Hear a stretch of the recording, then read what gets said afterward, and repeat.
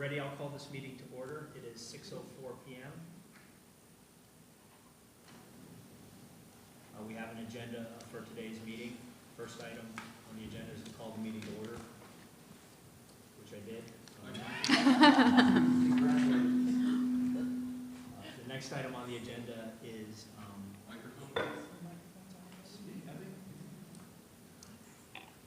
thank you. Is item 2A is consideration of indicator 8 for section 2. And Matt, really briefly, I just want to say for the court reporter that Mershawn Green from the NAACP and Jody Avila are appearing via Teams. Thank you. And everybody else, all the other members of the work group are here in person. All other council affiliated with this matter are here in person. And we're still waiting for the NAACP IRC side to name the 4th member of the work group, which That's correct. should be coming shortly. Yes. Okay.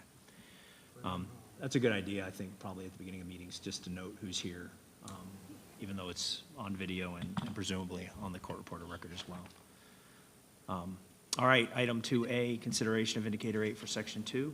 I'll open that up to the work group for discussion.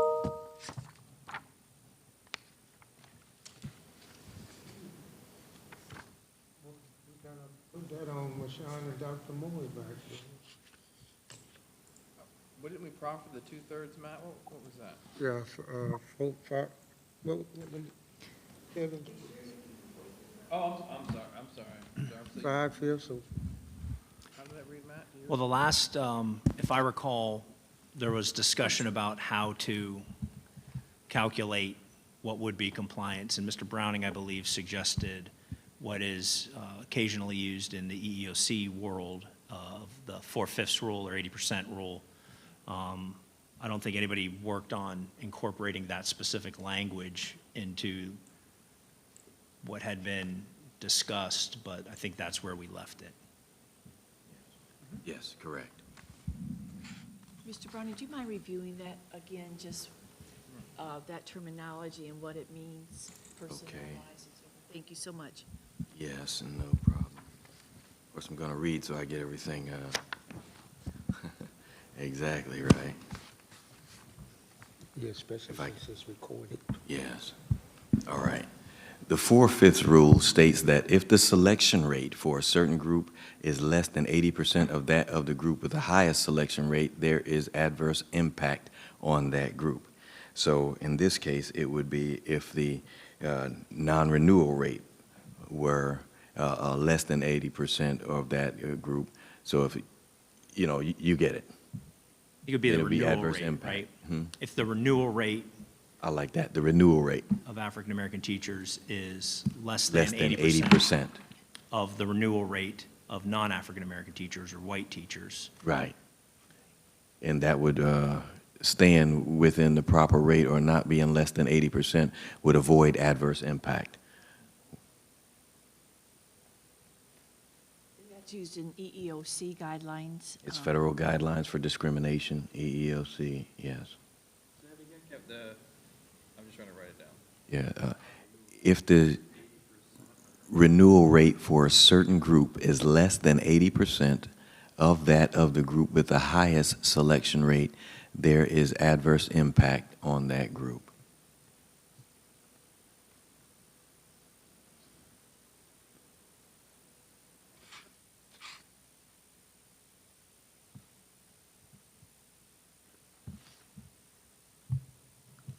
And that's just off a simple Google, but it's, for a simple explanation. Can we clarify how that would read in the indicator? The renewal rate, I tried to keep up, but the renewal rate is, and then I lost you guys a little bit, of African-American teachers? Yes, if the renewal rate for African-American teachers is less than 80% of that of their white counterparts, is less than 80% of that of their white counterparts, then there is adverse impact. Sound about right? And we're talking about new teachers in the mentoring program, right? This is section 2. Yes, section 2, Yeah. new teachers in the mentoring program. What I might suggest is general discussion on this in concept, and then if there's agreement, you can kick it maybe to the attorneys to write the language to implement it. Okay. If that's a set standard that's already used and already proven, Yeah, I think it'd be best if we agree on the language here because. Hold on, Michonne. We never- The volume, we got to turn the volume up. We can't hear you. Chris, can you turn her up? That's way too loud. Try now. I was gonna say, I think it's best if we agree on the language here. Can you hear me? yeah, Because when we defer or say something is gonna happen later, it does not work out. So,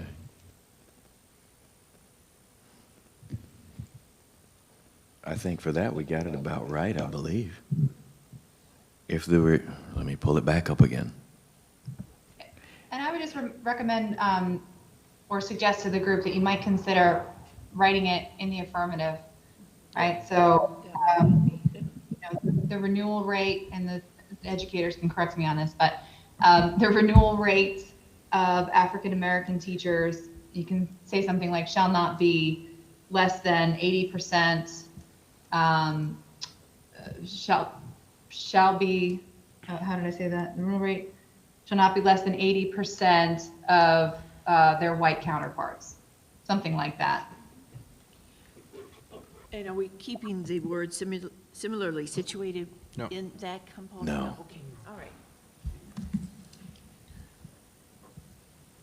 See, when you showing Mr. Brown, when you get that, just Googling the 4/5 rule, it comes up with that definition right there, and that sounds, what these two ladies just said, sounds good. Can you just repeat that one last time? I think we're fine with it. I just want to make sure we get it written down correctly.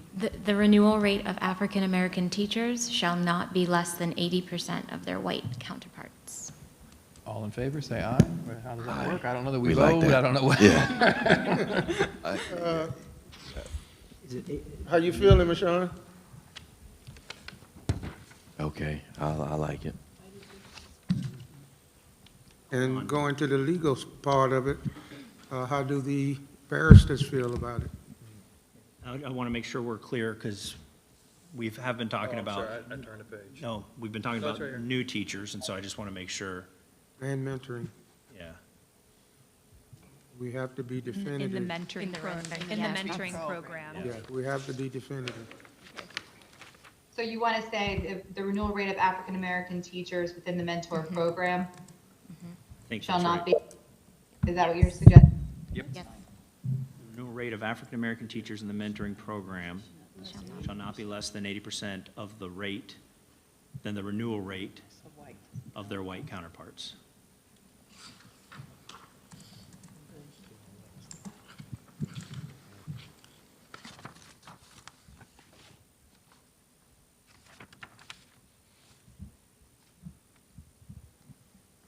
And I think it's more than just brand-new teachers that are in that mentoring program, correct? Yeah, Usually they're in there, usually the first 3 years, okay. yes.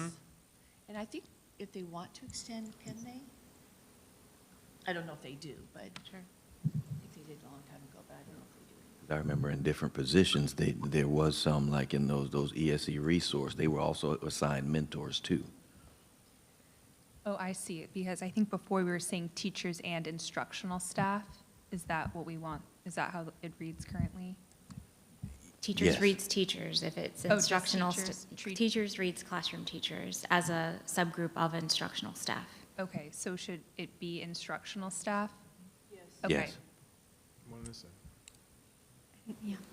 Based on indicator 4 and others, that's what we've done.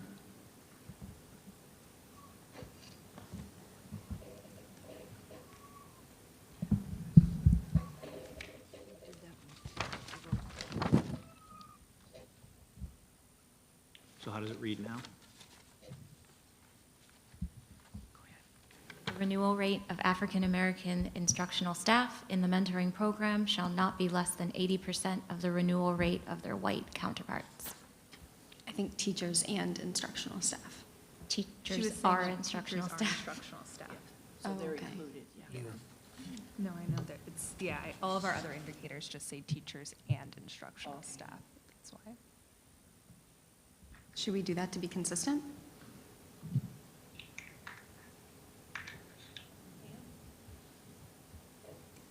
If not, we'll need a footnote. Yeah, I believe we need that consistency. Is that okay with you guys? Somebody say, well, over here you said teachers and instructional. Over here you said instructional, which are you dealing with? Yeah, I just had a bootleg arbitration training, and they said, what's in the collective bargaining agreement? If the way it's written is the way the arbitrator or the judge will read it, what the language is intending. So we better be consistent with all of it. But I didn't go to law school, so leave that to you guys. That's why we got 4 lawyers in the room. So new statement, the renewal rate of African American teachers and instructional staff in the mentoring program shall not be less than 80% of the renewal rate of their white counterparts.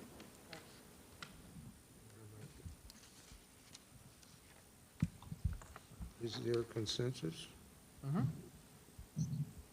agree. Forever hold We your agree. peace. We need to say it so the recorder, the court recorder could hear it. Works for me.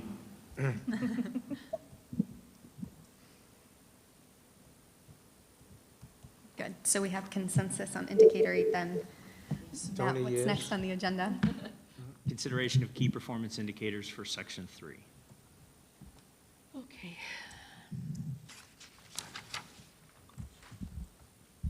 So where we left off with indicator 1, in my notes was that each school shall implement and maintain compliance with the targets and strategies articulated by the district strategic plan and SDIRC recruitment plan. And we included a citation, see page 16 of the district strategic plan and SDIRC recruitment plan. Given that's part of our strategic plan, we can't not agree to that. So. Love to hear it. Yeah. Perfect. Okay, so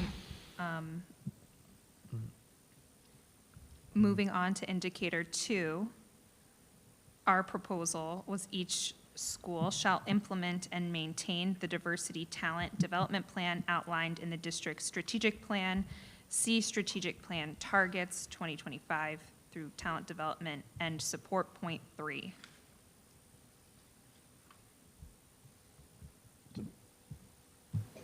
Dr. Shep, you want to pull that up and just kind of, On that screen? if you would like, yeah.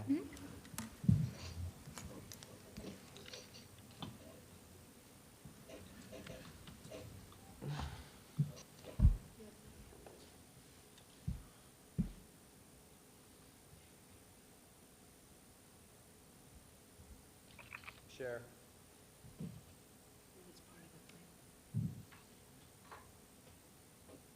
While she's doing that, Seymour, you can tell I have an issue trying to figure out what to do with my hair, so I might need to get it like yours. Both of y'all need help. I know. It's focus area 3, communication and engagement. And that's in our African American Achievement Plan. Right there. Support point 3. 3.1, yeah. 3.2, 3.3. That was my question. Support point 3. This is all point of number 3, but we're referring to 3.1, 3.2, 3.3. Right. those. Those 3, yeah. Dr. Shacker, that font is much better. I know, right? Yes, Little please. bit. Yes, please. These are usually reading, but So the only recommendation I would make is rather than say point 3, 3.1, 3.2, 3.3. Or And focus area Or 3. focus area 3 works even better, yeah, what you said. yes.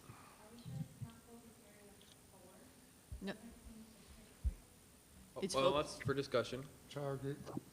Increase the number of I think you're right. associates with identifying, you know. It seemed to be more and four, yeah. I don't know. Could you actually scroll up to 3 again? Because I think,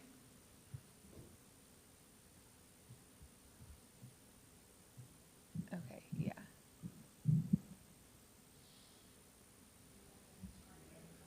Right, Yeah, and yeah, that I may be think we're other 4. areas where 4 may be 100% Yeah. aligned to this one. Yes. Or, I mean, I'm okay breaking apart, saying 4.1, 3.2, whatever you think, I mean, increase the retention rate for new African-American teachers by 5 percentage points. That's a lot better than what's in the joint plan. Yeah. Increase the recruitment of African-American instructional staff, to vacancies by 2 percentage points. Decrease the representation of African-American teachers and instructional staff at each school compared to the percent of representation of African-American students in the district by the number of percent of points. Well, She's typing, and so when you read real fast. oh, no, we worked with her before. Okay, She, all right. I know, Okay. I do. Suggestion, we just cited this page, this is 16, when the KPI, the second KPI uses similar wording, but this is now page 17. Perfect. Yeah.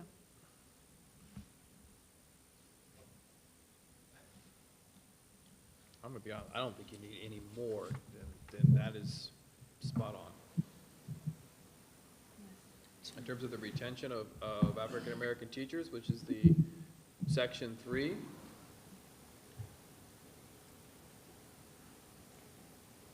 Just want to note the bold and courageous goals that we set for our district, Dr. Jones. Yes, sir. Sure did.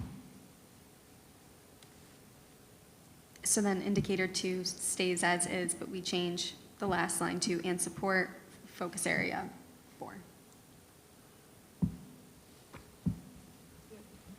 So I'm not a legally, to quote Kevin, shouldn't we write them out?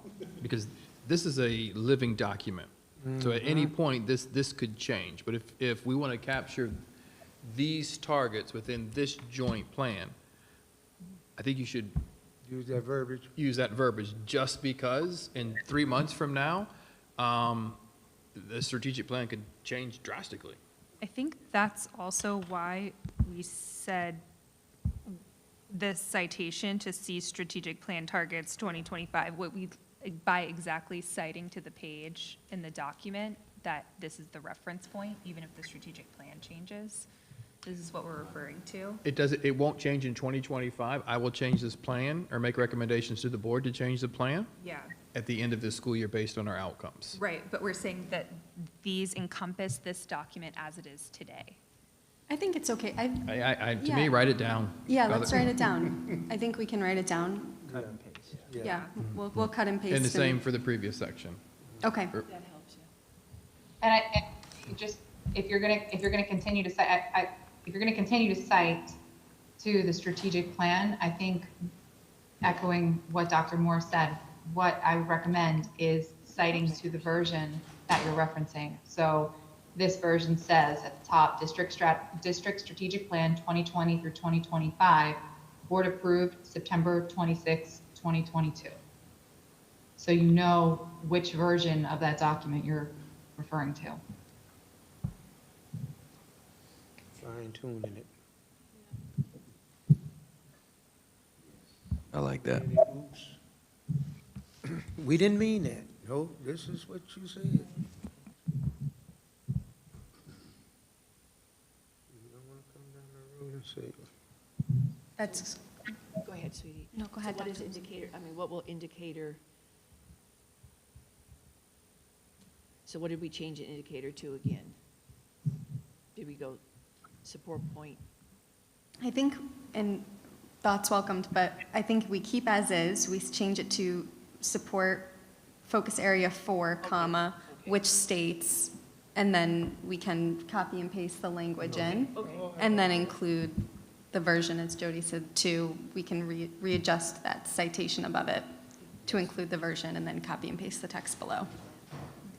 The only thing is I don't see diversity talent development in our strategic plan, so that could be very confusing to anybody reading it. Like, I almost think the direct citation, or change indicator 1, where you say see page 16, make it see page 16 through 17. And I don't see support point 3 or the language diversity talent development plan in the strategic plan.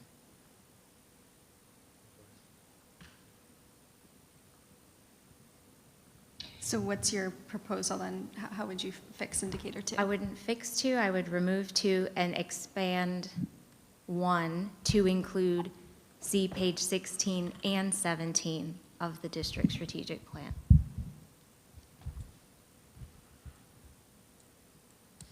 But as Jody stated, when we cut and paste as well? Oh, to do the full citation of the board adopted on blank date? Yeah. Absolutely. Did I go to the bathroom at the wrong time? What happened to just listing each one? You did go to the That's- bathroom. But that's the cut and paste. Yeah, okay. Yeah. So I think, Dr. Moore, what you were suggesting is we just cut and paste the language as it currently exists in that document. And make each one an independent indicator, yes. And Because then as it is on the. The discussion was, well, no, let's still reference the document from which the Oh, language came. okay, yeah, yeah.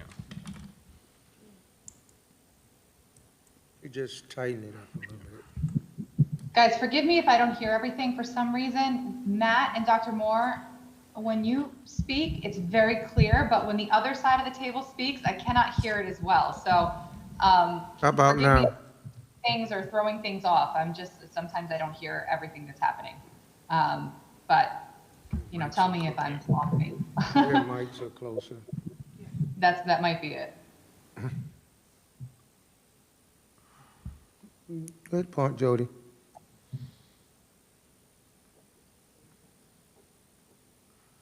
So we.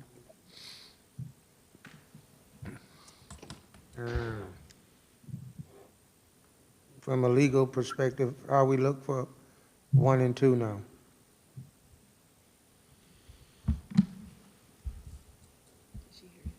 Did you hear me, Jody? No. I said, from a legal perspective, how we look at 1 and 2? So from what I understand what the plan is, and again, tell me if I'm wrong here. I'm not trying to throw anybody, I just don't hear very well. For 2, what I understood that we were going to do is to say each school shall implement and maintain the diversity talent development plan outlined in the district strategic plan, period. And then we could say something like specifically, and then embed each one of those targets from the plan. So we'll use as Dr. Moore was saying, we'll use the language from the plan. Is that what I understood everyone to be saying? Partially, but that language diversity talent development plan is not in the strategic plan. I think because the strategic plan says talent development and then goes on to talk about increasing diversity, Right. that it's fine as is. Okay, so let me pull it back up. And now that I look at support point 3, sec 4.3, I'm now thinking that indicator 2 that we initially intended, we were just talking about 4.3. But I like the expansion to all of focus area 4.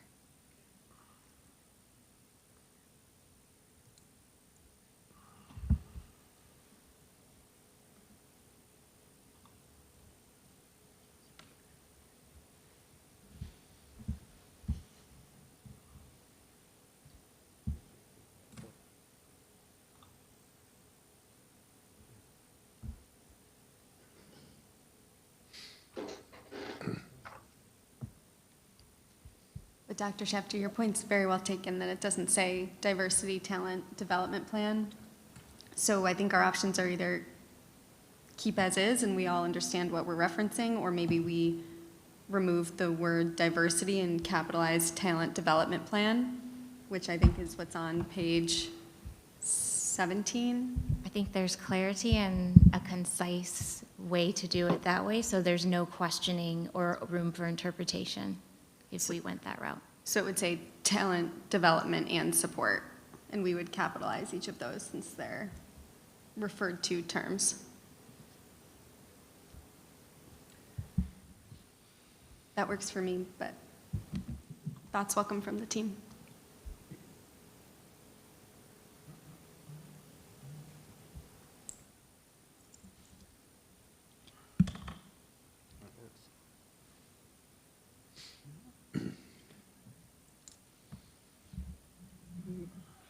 How, can you, somebody read back how it will appear now? So we all on the same page? I'll give it a shot. Each school shall implement focus area 4, talent development and support. Actually, each school shall implement, it's not implement a target. That doesn't go.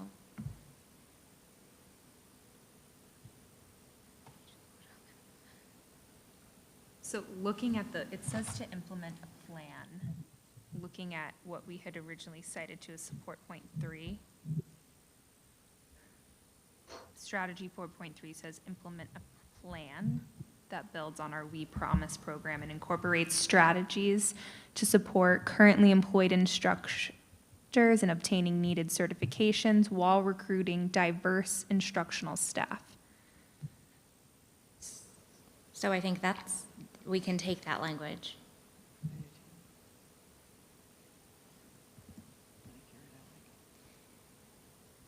Each school shall implement a plan that builds upon, and that same language that is there. Our We Promise program. I don't think we change it. Yeah, I think I might be confused now because that's only 4.3, and were we going to include all of focus area 4? Okay, so then I think, as Krista suggested, each school shall implement and maintain the talent development plan as outlined in the district strategic plan. See focus area 4 wouldn't necessarily be inconsistent with focus area 4.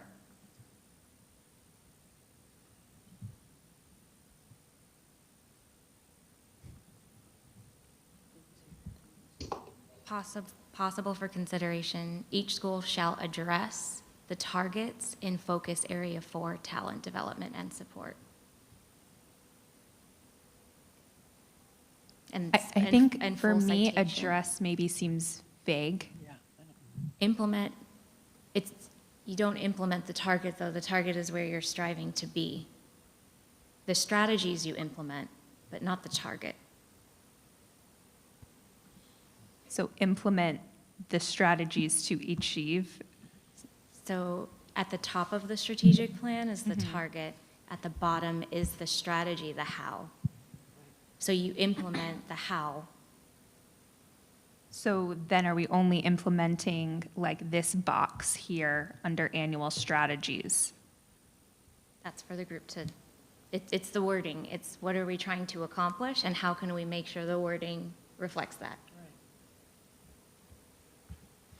Because if you're going to take the language of the targets, it's just each school shall and all of those things. There's an action. Each school shall increase retention rate. Each school shall increase the recruitment.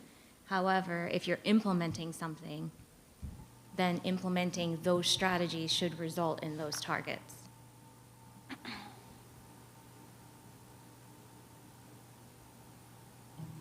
Well, what was said a little earlier, each school shall implement and maintain the diversity talent development plan outlined in the district's strategic plan. See focus area 4. Is there? It just doesn't use that language, diversity talent development plan. All right, so. I can give it a shot, I think, if I'm understanding correctly. Can you pull that plan back up? Okay, so for team consideration, based on what we've discussed. Indicator 2, each school shall implement and maintain the capital T talent development and support plan outlined in the district's strategic plan. C, and then we keep this site and we say focus area 4, comma, which provides, colon, copy and paste, as Dr. Moore suggested, each of the enumerated target 4.1, 4.2, 4.3, 4.4, and then the same with the strategies.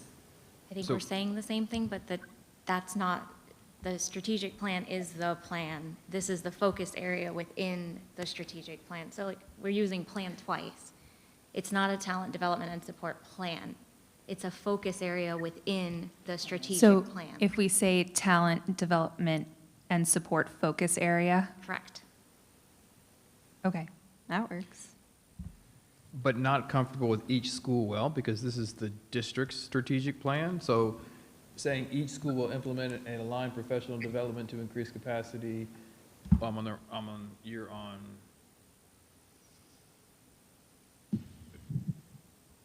If you're looking at page 15, and you're referencing 4.3, which is the, right, that's talent, that's focus area, talent, and development.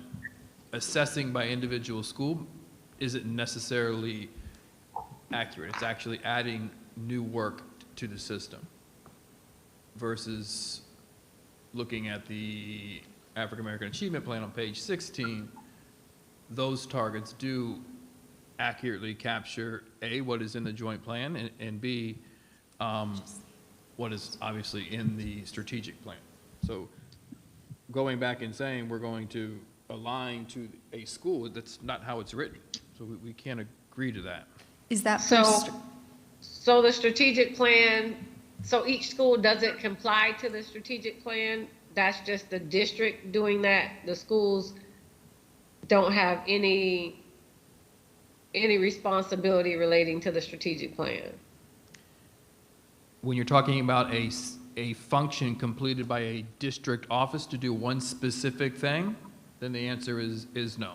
If you're talking about overall outcomes, you just can't say each school well, and then in front of a strategy being implemented by a district office. It's creating more work for the principal. Now I have to do something that I'm not currently doing. And the intention here is to evaluate what we're currently doing. So the district develops the talent and provides the support. The principal does not develop their own talent and provide support? I'm just simply going from strategy, implement a plan that builds upon our We Promise program and incorporates strategies to support current employed instructors to obtain blah, blah, blah, blah. That is the recruitment office that does that work. We recruit teachers to come in, principals interview them. So for me to say, okay, sure, let me now make principals get out of classrooms, not deal with parents, and create or build upon a We Promise plan, that's not their job. Their job is to teach and to ensure things are going on. So it's just not evaluating the structure of the organization. So when you were talking about copying and pasting the language, you meant from the targets, not the strategies? I meant the targets, and I began to read them off, and I got chastised for reading too fast. And that was on page 16. I think those, when knowing the joint plan, as we all collectively do, and this is for recruitment of African American teachers, and we're assessing the implementation of what's defined in that joint plan, targets AAAP1, 41, 42, 43, 44, capture in a very aggressive manner to allow us to evaluate the impact of that work within that specific section. So if we have a consensus as to copying and pasting those targets in, then maybe we just focus the indicator just on that, and we can think separately and look back to the strategies listed later. But if you think that we can kind of keep this indicator as is with some tweaking based on what Dr. Shafty and others were talking about, and just copy and paste that language from the targets in, then maybe we have consensus The work we're on that. doing now is in fact targets. We're doing Right. key performance indicators. Strategy is how we actually obtain those targets that are being defined. So when you're looking at targets that are in the strategic plan, I can't say no to any of those targets because ultimately they have been crafted, created, and ultimately approved by what is my ultimate authority, the school board. And as I said, I think those targets, as they were originally created, were aligned to Section 3 of the joint plan. But strategies is the how, and that's the work of the district. So if you copied and pasted the targets, the affirmative, the district will, and then use this, the rest of the stems for all of those. Okay. Okay, so with that understanding then, should we take a go at reading this again in the way that you've discussed, and then we can see if we have consensus? Okay. Do they have the plan pulled up, or do they like share screen? I'm not sure. It might be helpful to pull it up, but I haven't to make you I run. just have to minimize them. Okay. Jody and Marshawn, we're just going to pull up the plan once more and share the screen while we figure this indicator out. Okay, great. You disappear. I'm okay with that.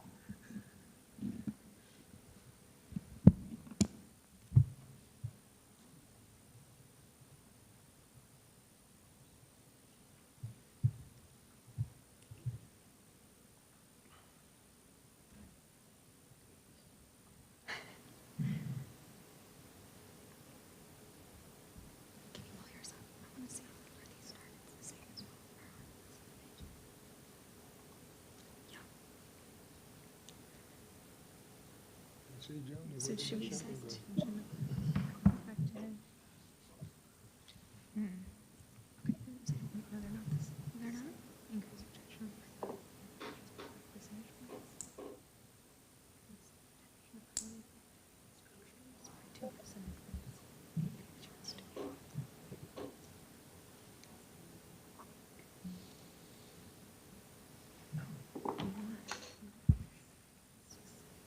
Okay. So what page is this? 16. Okay.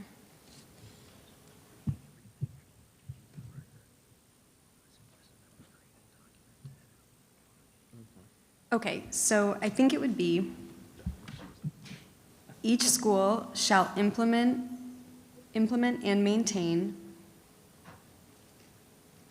the annual targets identified in focus area 4, talent development and support, on page 16. I should Of- say, go ahead. the district, not each school. Oh, maybe I misunderstood. I was thinking that if the targets, you were okay with copying that language for each school. No, No. there's one district and 22 different schools. So the target, increase the retention rate for new African-American teachers by 5 percentage points, is a district metric. There's schools who have no openings. So looking at it from a systems perspective, which is what this plan is doing, or what it does, that's how we should be looking at it. So it's not each school, it's the district. But like, for example, Dr. Moore, 4.3 does speak to the schools. And I think that's. Yeah, but as it's written, you correct, it says at each school, but, increase the retention rate, correct. 4.2, increase the retention rate of African-American teachers, instructional staff by vacancies by 2 percentage points. That's a systems matrix.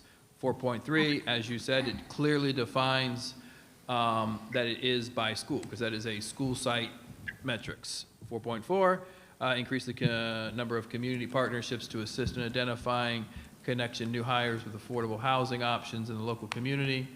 I don't know that 100% aligns to this section, but I'm okay with it. So if you So just, why can't 4.1 be a school metric if that is also ascertainable by school, just as the others are? it's just not how there will be schools that have no openings from one year to the next. There'll be schools that reduce in enrollment. We're not a growing school system, we're a shrinking school system. So that's not a way of assessing. I understand what you're saying, Dr. Moore, and I think what we're trying to avoid is, and maybe we can find a workaround here with this language, but what we're trying to avoid is that Black teachers are hired at Black schools, and that satisfies the key performance indicator. If you're trying to have diversity among the teaching staff in all schools, you know, just increasing Black teachers by, 5 percentage points or whatever the number is, could be complied with by putting Black teachers in Black schools. And that's not, I don't think that that's the point. So trying to figure out how to make it so that it applies across the board, if that makes sense. And I also look, And then 5 percentage points is pretty low, because if there's only one Black teacher at the school and you hire another, I mean, you just retain them, then it's like 100%, right? It says retention rate for new, yeah. and I was looking at it from the perspective of, say, a school that only has 2 African Americans or 1 African American teacher, and they don't have any vacancies. You're stagnated at that school with that 1 African American teacher. From a systems, from a district's and a systems perspective, just using Osceola. If you looked at Osceola and it has no vacancies, and I think, but they have 1 African American teacher. Osceola, off the top of my head, I don't recall.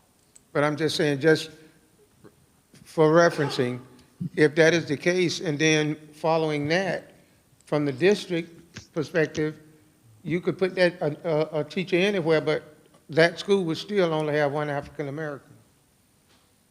And they will have 100% retention rate if they keep that one teacher. Well, maybe not, because if it is district-wide, as Dr. Moore is saying, like just as it relates to 4.1, for example, if we're going to increase the rate of new African American teachers across the board in the district by 5 percentage points, I think that's probably what we're looking for.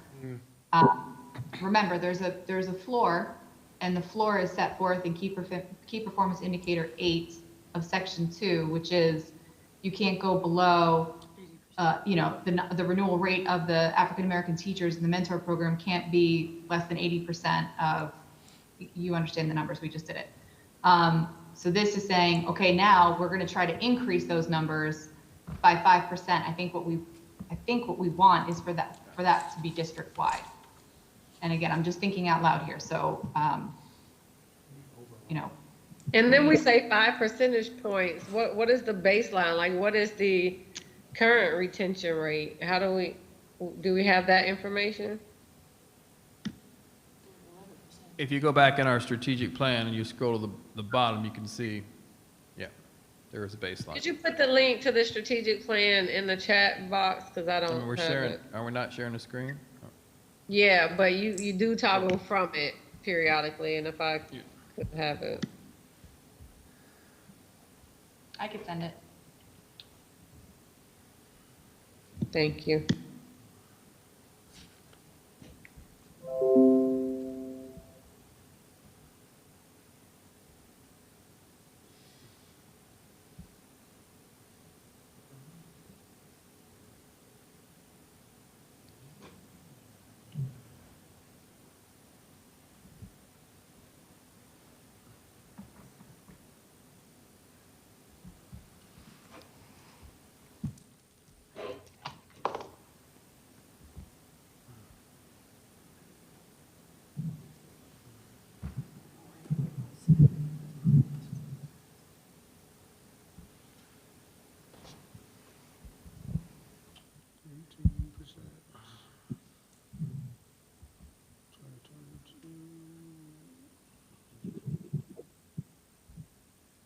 I'm feeling quite dumb with my math.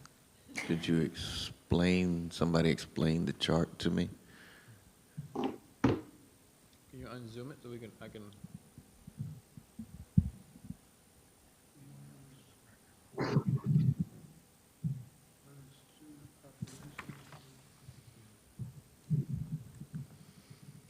So if we take Citrus Elementary School, the baseline was, what does that negative 10% mean?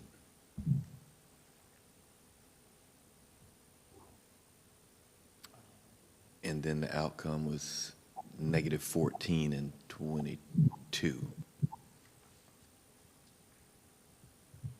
They lost, does that say that they lost black teachers? And then they gained some more to be at negative 10%? I know the chart was probably put together a while ago, but I'm trying to read it. So what this chart is looking at is the gap. So if the gap below where it says the second line says African American instructional staff, African American student gap in representation by school. So you should see a decrease after that line. So if you take Citrus Elementary School, Beachland, it was 18 pre-pandemic, or the year of the pandemic, and then by 2025, it would be to reduce it to, what is the 2025? The overall is to Okay. this, and because this is annual, so this year, it is a goal of reducing that gap by 6 percentage points.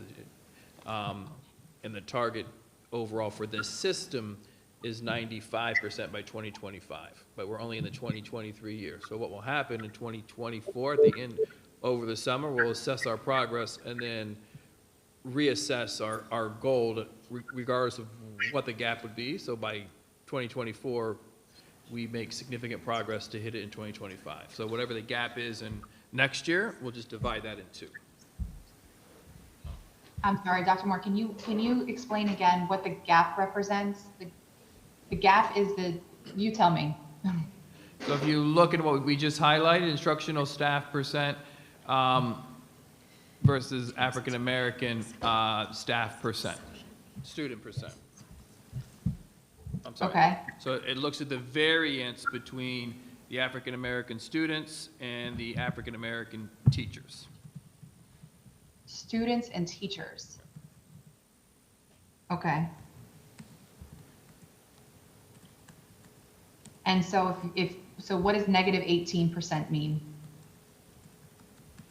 So How do you the read that? variance between the percent of, there were 18% more African-American students at Beachland in comparison to the percent of, so there was, to keep it simple, there was 1% African-American teachers at Beachland and 19% of their students were African-American. Okay, I think I understand that.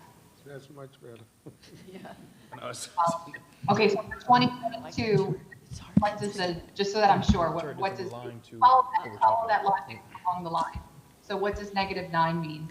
That there's 1 African-American teachers to 9 students, or 3 African-American teachers to?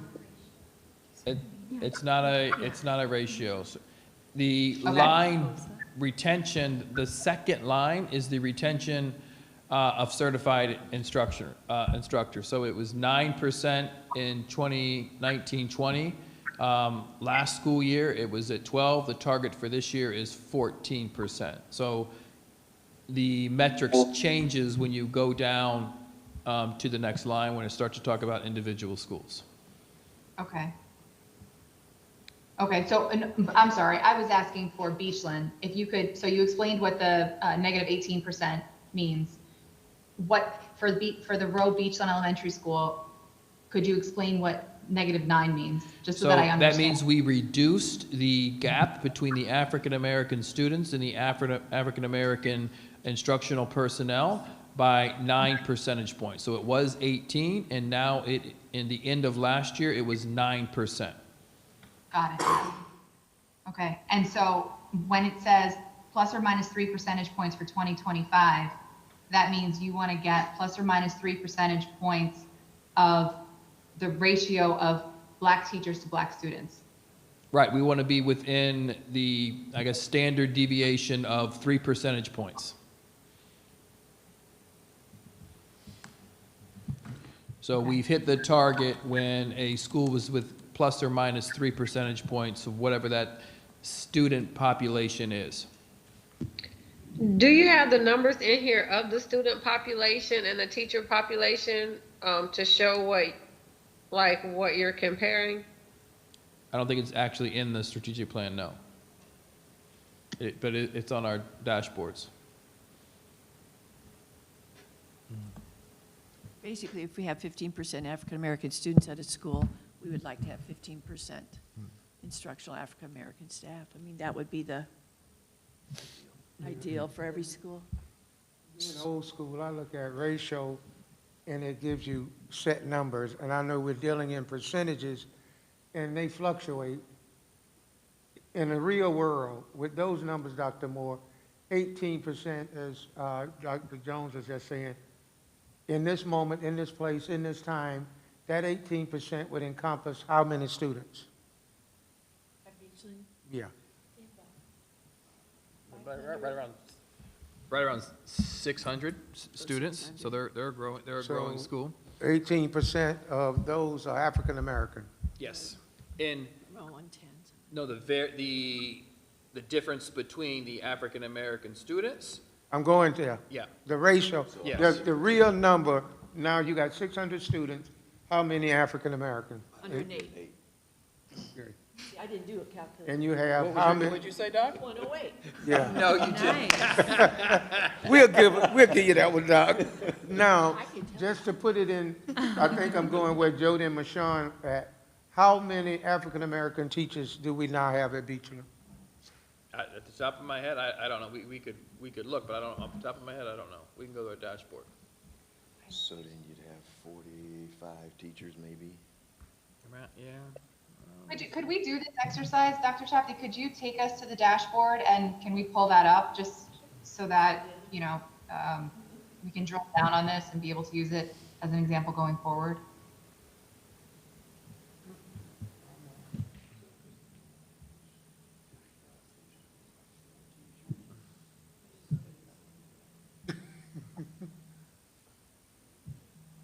So Beachland. Okay, that's Beachland. 10%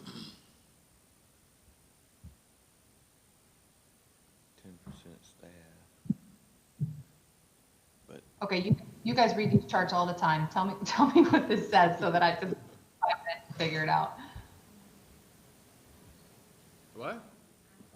I just said, could you just walk me through what this, All right, hold on. what this, Let me. when you can, otherwise it's gonna take me a minute to, All right, so if you look at the top, that's the variance of the system, the district.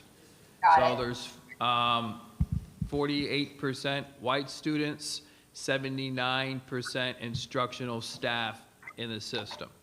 Got it. Now you go down to, which is the selected filtered school, if I'm not mistaken, which you can see where Dr. Shafty has the mouth. We're now at Beachland, where 92% of the students are white and 61% of the staff, I'm sorry, I did it backwards. 61% of the students are white, 92% of the staff is white. And the variance, or you go to the blacks, there's 12% black students and 5% staff. So the variance right now is right at 7.4. And I think the target for this year is 6. Where did you see 7.4? You didn't do that Mental math. math. Oh, you just did that in your head. Okay. Yeah. That's not a big one. All right, thank you.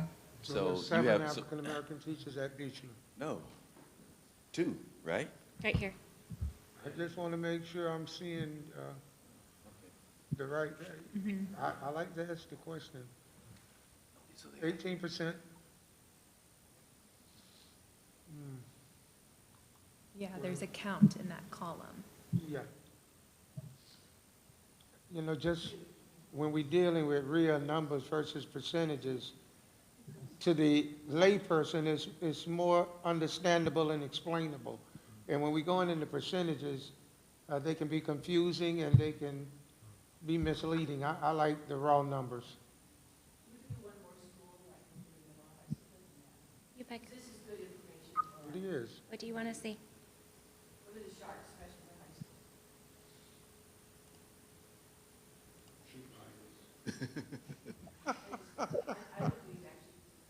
I'm just bothering you, Doc. And get that shark blue out of your blood.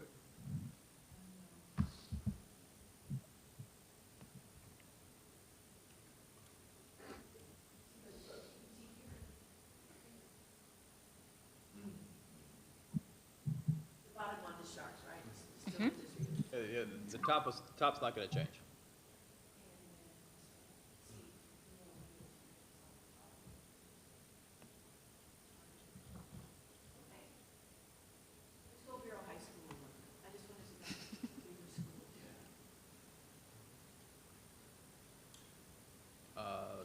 Nothing Is changed. it the same?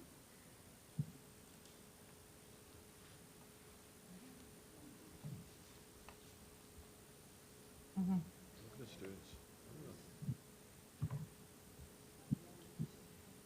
And just so I see up top, it says PK through 12 students and instructional staff for the district. And then it says filterable students and staff. Is that also instructional staff? The metrics is the same, so it's Got it. yes. Yeah. Thank you.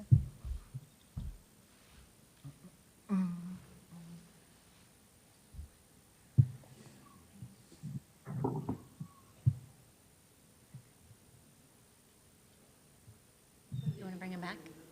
You want them back on?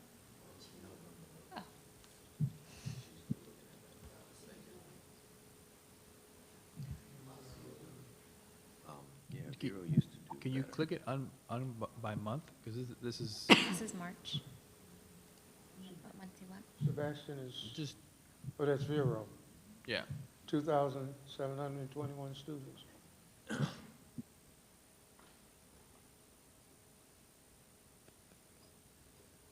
Almost 3,000 students. Okay. And you can choose by the month. Yeah, each month it updates. There's gonna be very little change Yeah. over the course of a year.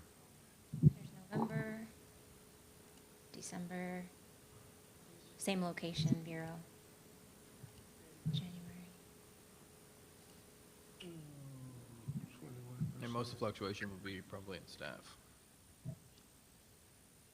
And I know we'll talk about this later, but with recruitment and retention, we're going to have to work really hard together to get our teachers here. And then there's a lot of variables with that, you know, for all teachers with housing and, you know, and I was at a United Way meeting the other day, and that was a #1 topic, powered by purpose. Housing, yes, sir. For Mr. Brown, like for our teachers, our policemen, our, you know, our service people, if you will. I'm on the Affordable Housing Committee, Oh, and it's a joke. It's so expensive. Sure. I mean, Doc Jones brings up a good point. We're talking about retention, but what we're actually assessing in this section is recruitment of African-American teachers. Right. So I don't know that we should have targets that aren't assessing what was within the confines of the joint plan. Joint plan speaks to our, and maybe that's another document to pull up, because we should be creating KPIs to assess the strategies for recruitment of African-American teachers. So which of those, was it 4.3 then, that involves recruitment, target 4.3? Yeah. Okay. Yes, 4.3, yes. And that was the one that we're saying that is in fact by school. Okay. And some schools were hit, and we just looked at Vero, and Yeah. actually the two schools that we looked at, even with this metrics, were a point short, and I don't know what the goal was for this specific year, but I don't know, Beach, that I'm sorry, at Vero Beach, that we're gonna hit that target or not for this year.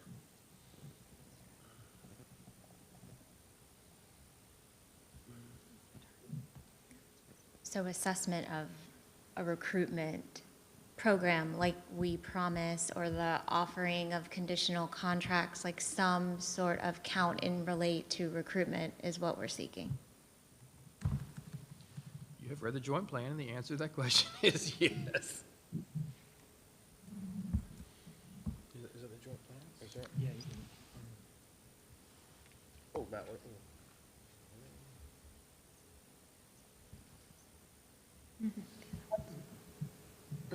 And I'm, from day one, I've had problems, and in that moment I was there, where we are going to the bare bones of the joint plan. You know, to me, that's problematic, because we're not expanding the horizon, we're not reaching out, we just want to do the minimum necessary to survive. And to me, that's problematic, because we're going nowhere fast. I don't see it like that. I think it's the honest evaluation of what was agreed upon in 2018, which is where we have struggled, which is the key performance indicators, which then allows to a mutually agreed upon KPIs to evaluate the work, and then that leads to what would be the next step to ensure that we move much faster as to where we're going. So it may take a little bit longer, but I think when we went to the court and asked to form this group, it was to create key performance indicators. And those were conversations that we had. We're getting nowhere fast, which Tony has said a number of times. So I think that's why we're like, let's get these darn key performance indicators done, step back from it, digest it, allow us then to say, okay, we mutually agreed upon on what that indicator is, present us the information, you all can ask questions about it, and then we decide what the appropriate next steps would be. So I agree with the intent. Let's get there, and I've probably said more than anybody regarding my hiccups with the joint plan, but I think this is just the process that we follow. So, Dr. Moore, would you be able to read your proposed indicator 2? Honestly, just for my benefit, because I'm lost now. I'll defer whatever you just said to Dr. Shafty. What do you mean by indicator? So for indicator 2, if we're incorporating only 4.3, how would that read? I think you would take that would be the cut and paste. So indicator, whatever indicator 3, whatever we're on, decrease the gap in representation, continue on with the statement. Each school shall decrease the gap in representation of African-American instructional staff. I don't know why you would have to reword it. Take Oh, it yeah, exactly sorry, I as it is, see it. Yeah. And that would just be district will. one of the indicators. There's a number of indicators. Actually, I think in the creation of the joint plan, as I was just looking at it, there are some criterias that the district would do these specific things.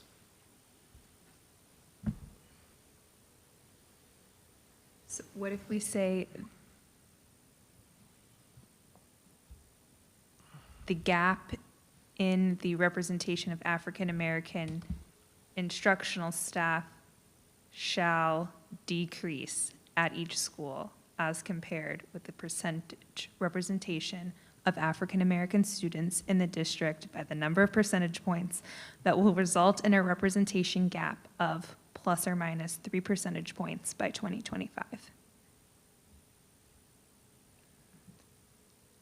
What did you change? I'm just struggling with Rather what. than decrease the gap, there shall be a decreasing gap, basically. It will, it's plus or minus 3, so Yeah. you could just remove the word decrease, the gap. The gap shall the gap, yeah, just get rid of decrease there. The gap in Yeah. representatives shall decrease at each school. That's Well- good with you, Dr. Shafty? That's a more affirmative statement. It's just not a full sentence otherwise. In passive voice. Say that one more time, sweetie.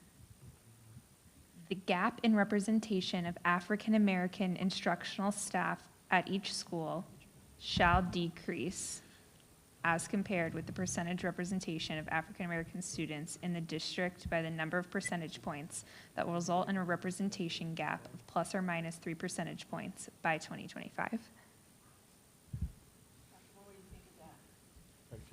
It's measuring gap, so I don't think, I don't know why you need decrease. I mean, it's, the gap is plus or minus 3, it's Yeah, plus or no, minus 3. There's a verb. Don't pick on my chief of staff now, but don't.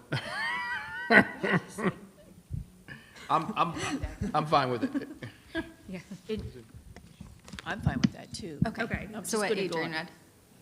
I just want to go back to what Mr. Brown said, about the bare bones, and I certainly understand that, and that the joint plan says recruiting, understood, but also our annual target, just to read that again, increase the retention rate for new African-American teachers, retention rate for 5%, because recruiting teachers is step one.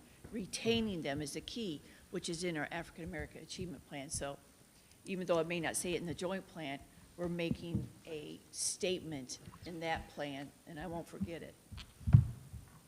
So can you read it? You just dropped the word decrease? I moved it. Okay. Yeah. The gap in representation of African-American instructional staff at each school shall decrease as compared with the percentage representation of African-American students in the district by the number of percentage points that will result in a representation gap of plus or minus 3 percentage points by 2025.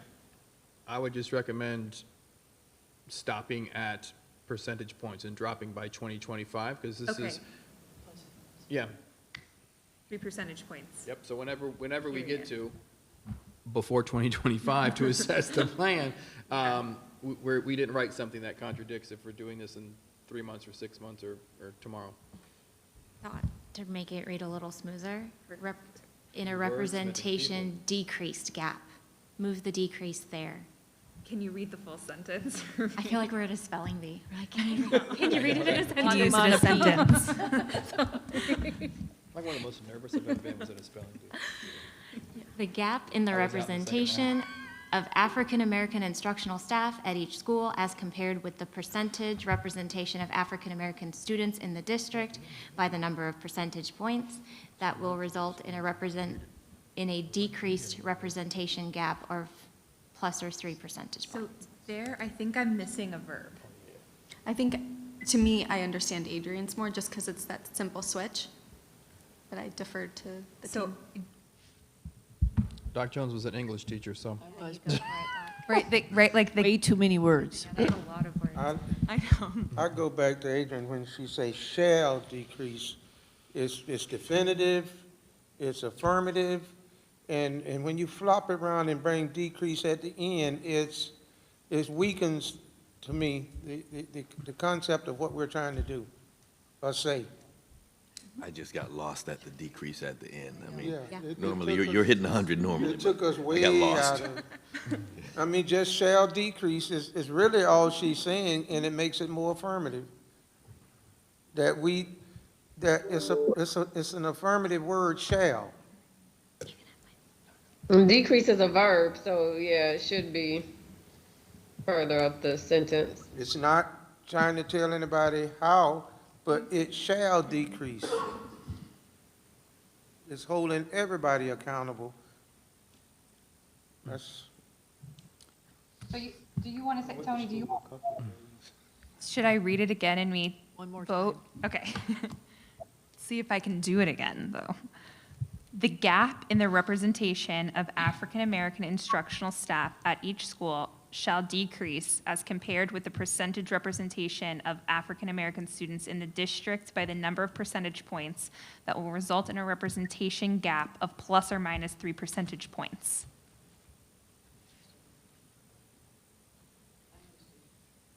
do we, not to throw us off here on the conversation, but I just want to make the point. Do we need to add African-American teachers and instructional staff? To keep it consistent with our Yeah, other yeah. indicators, even though we've. thanks, Yeah. Jody. Keep us in line. The verbiage. Even though we know that teachers include instructional. Is that right? Teachers fall within instructional staff? Decreased by 3 percentage points. Hold on.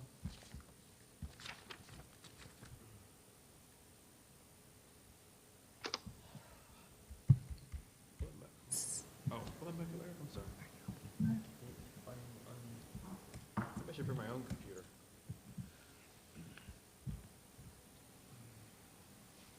So, You wanted all schools at plus or minus 3 so if by you go, if you went 2025. back and you looked at that chart, I know I said take off 2025, but the plus or minus 3 was over the course of 5 years. Right. So whenever we assess it, it should be aligned to whatever the annual target is. So if you were to pull that plan up, you would see,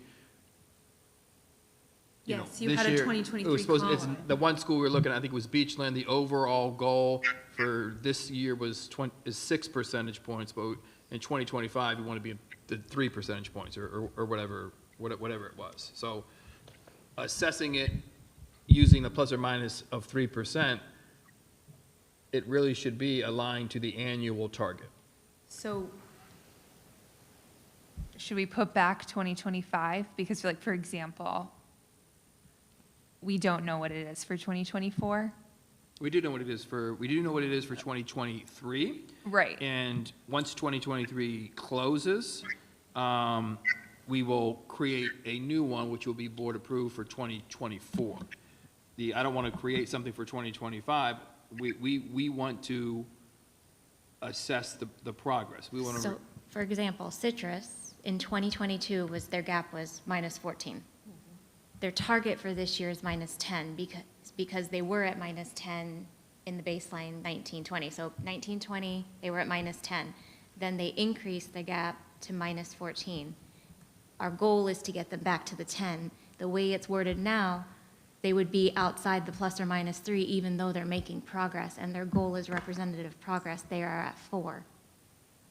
Does that make sense? So plus or minus 3 is a hard stop. At 2025, all of our schools will be in 3 percentage points, but it's not fair to the schools that are working towards that annually.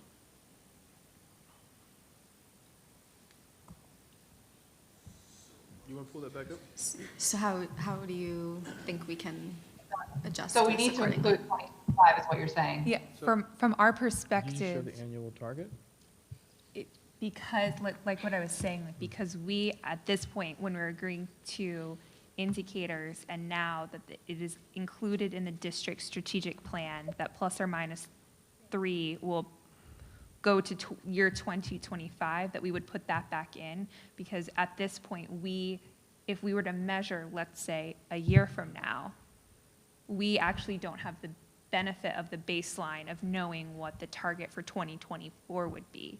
So now Right, but we need to, I didn't mean to cut you off, I'm sorry.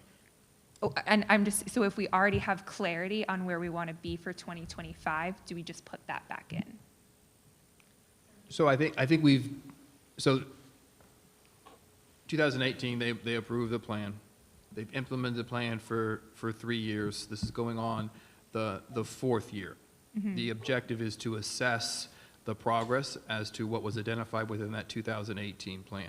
Right. I don't know that waiting an additional year to assess what was agreed upon for 3 years in 2018 would be appropriate. I mean, Matt stood in front of the judge and says that our position is that we have fully complied with the 2018 joint plan, and that position hasn't changed. It's just to clarify the criteria to evaluate that progress, to give you all a clear indicators on how we're going to collectively agree on the statement that Matt told the judge. I completely agree. So I guess our issue is with what you're proposing now, we actually have no idea how we would Okay, so let measure me, it. so You're just my recommendation is to craft a statement that says that we hit the target for the year. So you look at 18, 19, you see each year in the strategic plan, if we're going to use this as data to capture, you would look at the target year for the current academic year. So we're in the academic year of 2023. So you would look back and say, for Citrus, the goal this year is 10 percentage points. They actually went up, they went in the wrong direction. So we put them back at 10 percentage points. So each year, these schools do have a metrics to hit. So whether it is tomorrow or in 3, whenever it would be, we're always going to have a target. But the target varies based on whether they comply or don't comply, right? So if they went up, if citrus went up to 14% in 2022, they went the wrong direction. Now the 2023 target is no longer 7%, or moving down from 10. It's now going back to 10. Right, but what we do is set that target in 2023. It's 10 in 2024. We'll kind of divide it since we'll have 2 years to hit the target. So we're looking at a target of 2025 year and what's a annual benchmark to hit to ensure you'll hit that 2025 target. So you are correct. They went in the wrong direction in that previous year, so they have more work to do over the course of the next 3 years getting to 2025. Whereas a school that is progressing nicely, so if you looked at Beachland, even though we don't like the solid numbers, you see it was 18% down to 9%, only to 6%. So that's a school that's continuing to grow over the course of time versus Citrus, which had a shift in assignments. So you kind of have to look at these reports because if I understand you correctly, 2023 on this sheet is a target, right? It's under target column, it's a target. So that number, that hard number on what it's actually going to be is going to come in soon, right? We're going to know It's basically done. I mean. But it's not updated. Obviously, it's not in this plan. So we're going to have to go back and compare what the target was for 2023 compared to what the actual number is in those reports, or will that be reflected in whatever report is generated with the 2023 number? So in whatever final report / my evaluation would be, I would report back to the board / community that the target for Beachland was 6 percentage points. Right now, they're at 7 percentage points. So we made progress towards the goal, but we didn't achieve the goal. So that would be reported as making progress. The goal was 6, we made 9. So if you looked at Citrus, just to expand on that example, the goal was for 2022, it was not 14. It was not to go up. It was probably 7, 8, or whatever it was. It actually went to 14. Didn't meet that one. So if you make progress towards the goal, you get progress, but not necessarily attainment unless you actually hit or exceed the identified outcome or target. How do you determine the targets? So I know you have a dead stop on 2025, but how do you determine the targets in the interim? It's the variance between wherever we were when we started in 2019-20 and the same rate of growth per year to hit the ±3, to be at the exact same number. So basically, we divided the gap by 5 in its initial year, then we divide by 4, divide by 3, divide by 2 in each year. So next year, whatever the gap would be as we go into 2024, we'll have 24 and 25. So if the gap is 10, we'll divide by 2, and it's going to be 5 percentage points in 24, and then the goal will be 5 percentage points in 25. Okay, thank you for the explanation.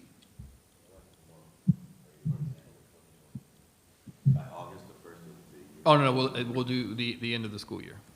So whatever the end of the school year would be. So what would be your proposal then for how we read the end of that, that KPI? Because as it is read now, it would be, that will result in a representation gap of ±3 percentage points by 2025. So how would you edit that? I would edit it. Each school shall implement and maintain, hold on, that's the wrong one. Oh, wait a minute. Stand by. That's crafted. I'm trying to get the right one. So I had 3 versions of it so far. The because you still have 2025. Yes.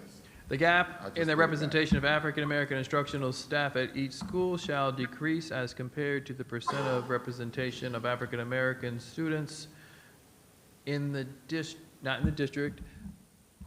That's where it should say as identified within the annual target, or something to that nature.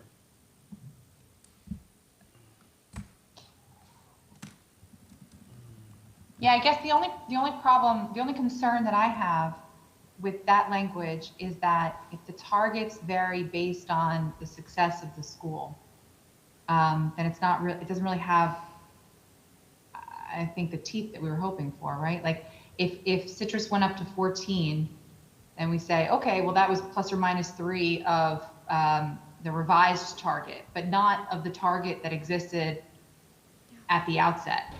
It's very difficult to describe off the cuff. But I think that the moving target that changes every year is what may create an issue. Could we base it on a baseline of 2018, 2019? Or is that not feasible because, like, for example, Citrus already didn't succeed?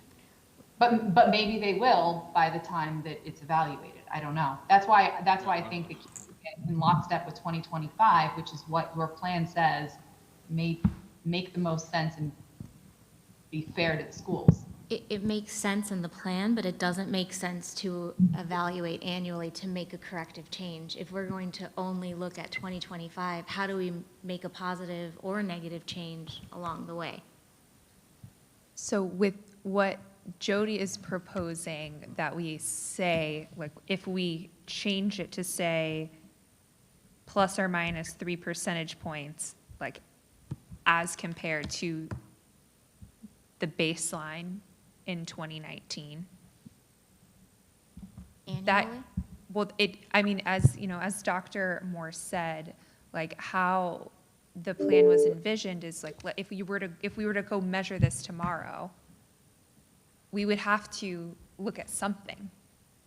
And so we would compare what the baseline was in 2019. We would see plus or minus 3%. Did it fall within that range? Yes or no? Yeah, but you're assessing a 5-year goal in 3 years. So we have already identified a goal within the specific year in which they're in. So it's not a guessing game. It's right there as to what the goal is that they should hit for that specific year. And the goal is, no matter what year we're in, 23, 24, mathematically, they will reduce that number to ensure they'll be plus or minus, they'll be at the actual number, but we give a 3% variance to get them there. So. I'm kind of confused. If we're going on a 5-year, and you said by 2025, you wanted 3%, we should be able to stop anywhere in that protocol to find out, are we moving in the right direction? Is there success? Mm-hmm. But when you have one that goes from 14, but you saying it's okay, as Jody said, it seems to be a moving target. Because not all schools were successful. So in a perfect world, it would go from 10 to 7 to 6 to whatever it was to get them where they would need to be in 2025. Unfortunately, we don't live in a perfect world. So at Citrus, it went up. So Citrus did not hit that criteria. The recruitment office didn't hit that criteria. The system didn't hit that criteria. But that doesn't mean we reduce the plus or minus 3% in 4 years. Now they have to work harder to get to the plus or minus 3% by 2025. So if you are successful, it's not a moving target. The target is plus or minus 3%. You have to be there in 2025. The rate of change will either increase or decrease based on your rate of success within the current year. So for Citrus, for example, at 2025, it's going to be plus or minus 3% from 10% because that's what the baseline was in 2019, no Correct. matter what. So if it, for some reason, went up to like 20%, that doesn't matter because we're looking at the baseline for 2019. Right. Okay. So ideally, the target is it's gonna be something less than 10 for next year. Depending, yes, it'll be whatever they end up at, because we're going, next year is 2024, so we're gonna take the Okay. variance between those two numbers, the students and the staff, and divide it by 2, because they'll now have 2 years to get there. So if it's Okay. 10%, you gotta give me 5 this year. If you get 6, it'll be 4 for the following year. If you get 3, it'll be 7 for the following year.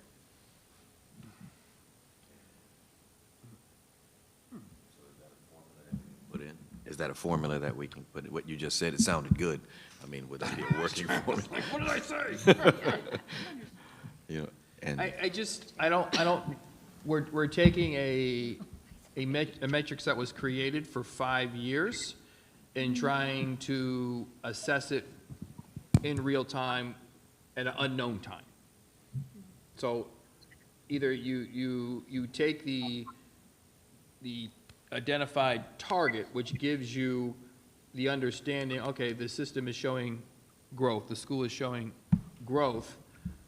It's, to me, it's the only way of actually saying, in some schools showing significant progress, some schools stagnant, some schools not. But I just don't know if it's, when you're talking about retention, if this is the,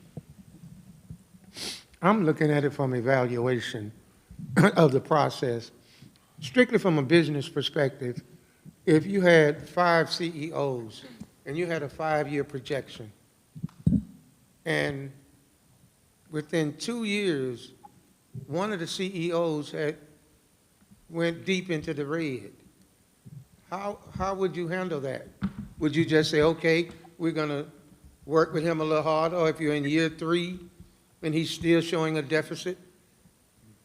I mean, somewhere in that, some accountability, you know, I'm just saying, it's too fluid.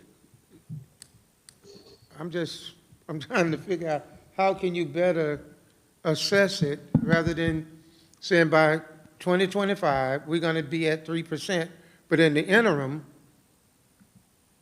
we're not going to hold anybody accountable. I think you're saying the same thing. right, and I've never really had anyone who worked for me who says I don't hold people accountable. So No, I was not telling you that. I'm asking a question based on a scenario that I've. So as an example, I don't want to use it, if your goal was 10 and you ended up at 14, it is really looking strategically at the recruitment office, HR, from a first perspective, saying, okay, what happened and why did it go up? And sometimes it goes up, and there's situations where the school lost enrollment. And I had 5 vacancies at the end of the school year, and I had 1 African-American teacher retire. I didn't hire anybody. I just lost 1. The % went up. So it is looking specifically at each individual school and understanding why. The goal is to say, we don't have a rogue principal who is not providing equal access to teachers who are qualified interest into the school. That's what we need to. Well, you hit it on where I was really going with it, root cause analysis. There must be a definable way in this process, not to wait till the 5 years, but, hey, Houston, we got a problem over here. Exactly. I'm going to be super honest. We've had great conversations. I don't think that measures recruitment.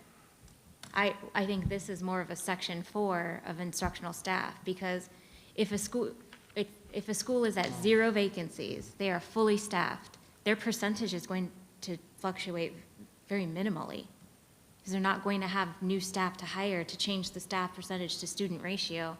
If we're measuring recruitment, we need a measure that how many new African-American teachers are we bringing into this district?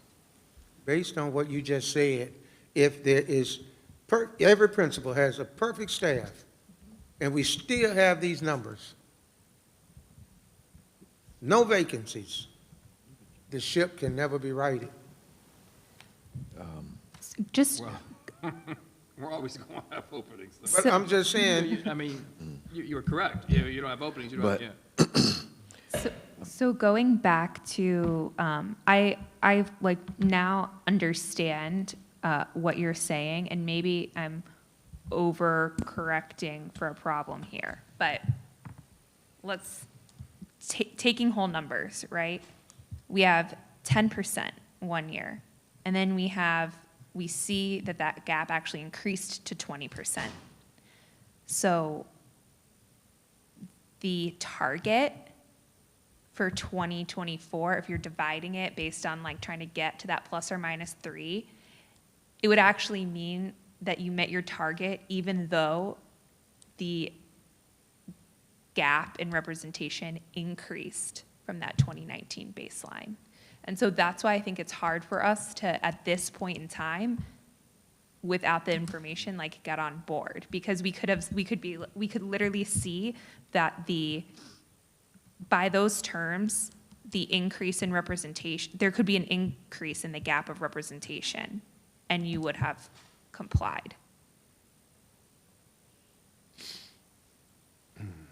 So that's why I think we need to kind of think this through more, and maybe we do need to table it for tonight just to understand how this is moving. But we don't want to be in a situation where the gap has increased significantly, yet per how you've set the target, you would have complied. I think where Mr. Brown dipped his finger in the water is that we know that this school is about 700 kids. Is it still? Citrus? Yeah, Around 700? yeah. A little shy of that, but. And there was a different principal there. And where the new principal came from, if you looked at the numbers, there was, I think it was a 2 percentage point gap or something like that. The numbers were very good where the new principal was.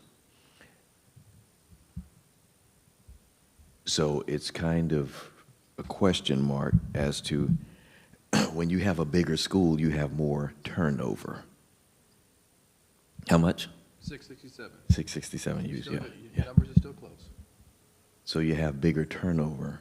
So there was,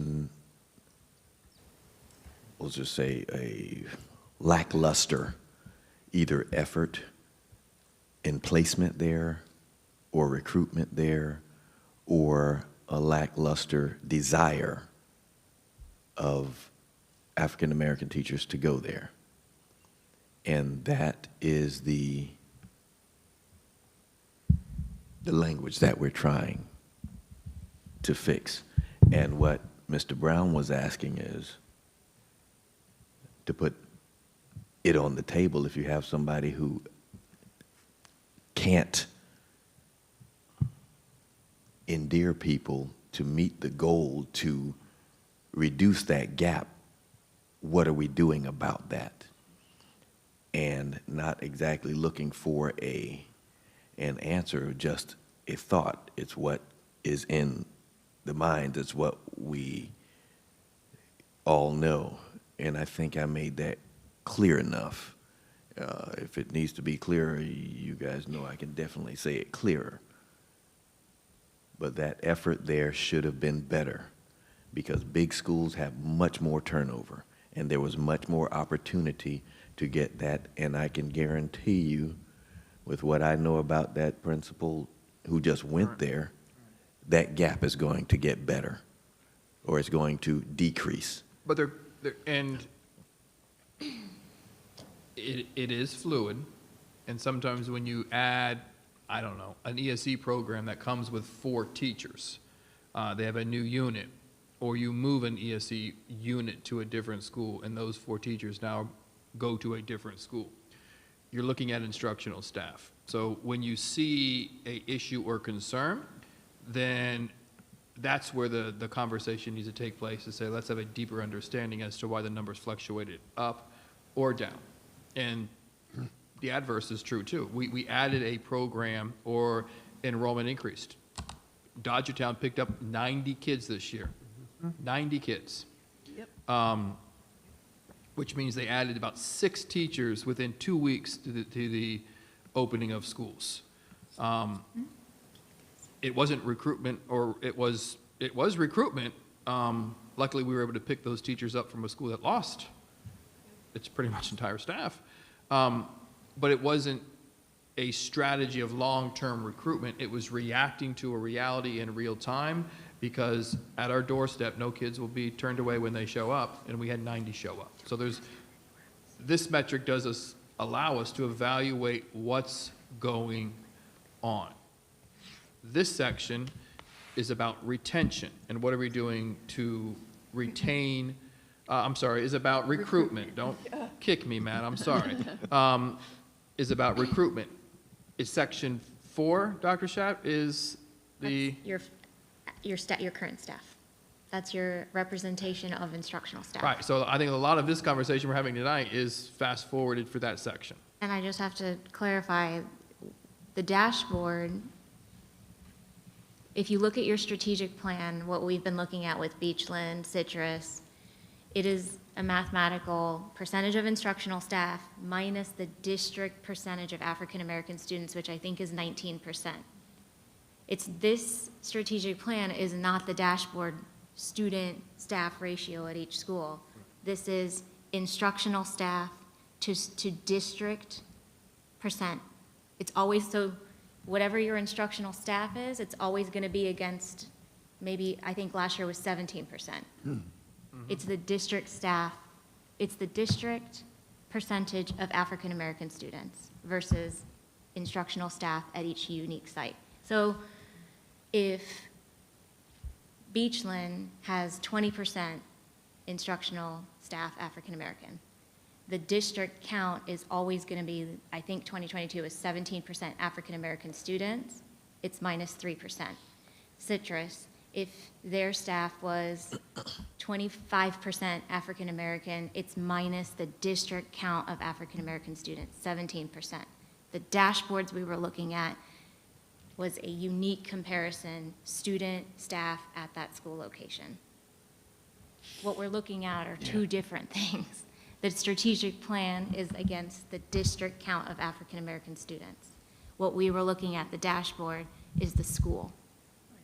Okay, yes, thank you, and that's a good explanation. You might have to explain it again, but that's pretty good. But what Mr. Brown was talking about and what we know, I think at the time, I don't know, don't recall the numbers up there, but, and I think we talked about this before, Citrus had the same 2 teachers that have been there for about 15 years. And I think they had gained some and then maybe lost them. But that's when he's referring to the CEO portion, and that horse is dying. So we'll go to your. Just, Yeah. Dr. Moore, when our HR personnel go out and we do our recruiting, and then I used to get calls from Mr. Browning on some of the teachers that were available, or they would sign a contract right then. If we see, and we have African Americans that really look good, and we interview, and then do you make a call as to, listen, we're short in this area, I want you to interview here, or just so that our balance comes up a little bit with representation at our schools? I don't know if they'll ever be perfect. I mean, there's one school up there had the same number of percentage of African American students to teachers, but if you know it's really short, you'll say, listen, I want you to interview there. I mean, that used to happen. So what we did, just to kind of put a bow on it, we had about 18 people in this room today, which was HR, operations. Each principal came in one at a time, curriculum instruction, and we went through your projected enrollment, the number of teachers you know that are going to have a separation, meaning they're going to retire. They told us they're moving away, to identify the number of openings that we're going to have. Then we go back and we do look at representation and say, all right, we know we have a math opening. We have a lot of math openings next year. We have a lot of science openings next year. Those are the 2 hardest to fill. So we're going out and recruiting and offering advanced contracts in those two particular areas. So we can't tell you the school, I mean, we think we know you, but we're going to hire them. So the answer is, we're already doing that. So they're And- getting a contract with the district and what school they'll be placed at. Yep, and as we move forward, the reality is, we don't know our budget until February. We start school in August. So it becomes extremely complex, but the reality is, there is a very tight system in place to grow the numbers, regardless of the obstacles of the expense of living here, and other things that make it very, very hard for people to move to this specific area. I just would add some informative conversation. I also look at, being that we've acquired this information, tabling and moving on. But my concern really is district versus school. If we're going to do, as you said, look at the numbers based on the district, we'll never get where we're going. Because until you drill down and say boots on the ground at the schools, where these African-American students need to be heard and seen is at the school level. You can satisfy the DSEG order or whatever from a district perspective. But if you're looking at how you calculate these numbers, the percentages from just a district level, we're not getting there. But when you have schools that have one African-American teacher, and you're looking at it from a district perspective, we got a problem. And how we move to there, you know, like I said, a lot of information, and the biggest one to me is the strategic plan looks at things from the district. From the district. Not a problem with that. But how do you now get down? If I was a general and I was in war and I only looked at it strategically from a certain perspective and not understood the ground troops, if I'm going to tell somebody to drop bombs at 0800 in the morning and I got my ground troops at the same area at 0800, we got a problem. So I think we've gotten some information. I think like the recruitment is problematic. We got a lot of issues, but I think until we realize that we got to recruit based on students in the classroom, So based on their color. I agree, Tabler, but so the Do you know that phone number? schools, each school has a school improvement plan. That plan is 100% know it. aligned to the You district's guys know it? strategic I'm plan. just gonna let Lisa. So, not necessarily the question you asked, but just to respond, since she's typing away over there. The district's strategic plan is in fact assessing the district, and it's not a isolated plan. The alignment is 100% through school improvement plans. Every cabinet member has their evaluation, which is 100% aligned to the strategic plan. Is now Every joining. principal has a evaluation 100% aligned Jody just to admitted both the strategic plan and it school might improvement. So be there is National a level Council of and alignment. IRC-NAACP. I don't know who that is. All right.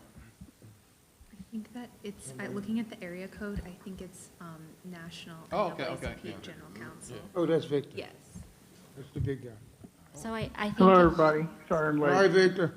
it may be All right. helpful to Sorry I'm late. return to the conversations we were having. Like, I remember we talked about national strategies, proven strategies for recruitment, thinking about how do we talked about recruiting outside of the state of Florida, outside at HBCUs nationally. Like, I think if we redirect this conversation there, we will be successful, if we're still talking about recruitment.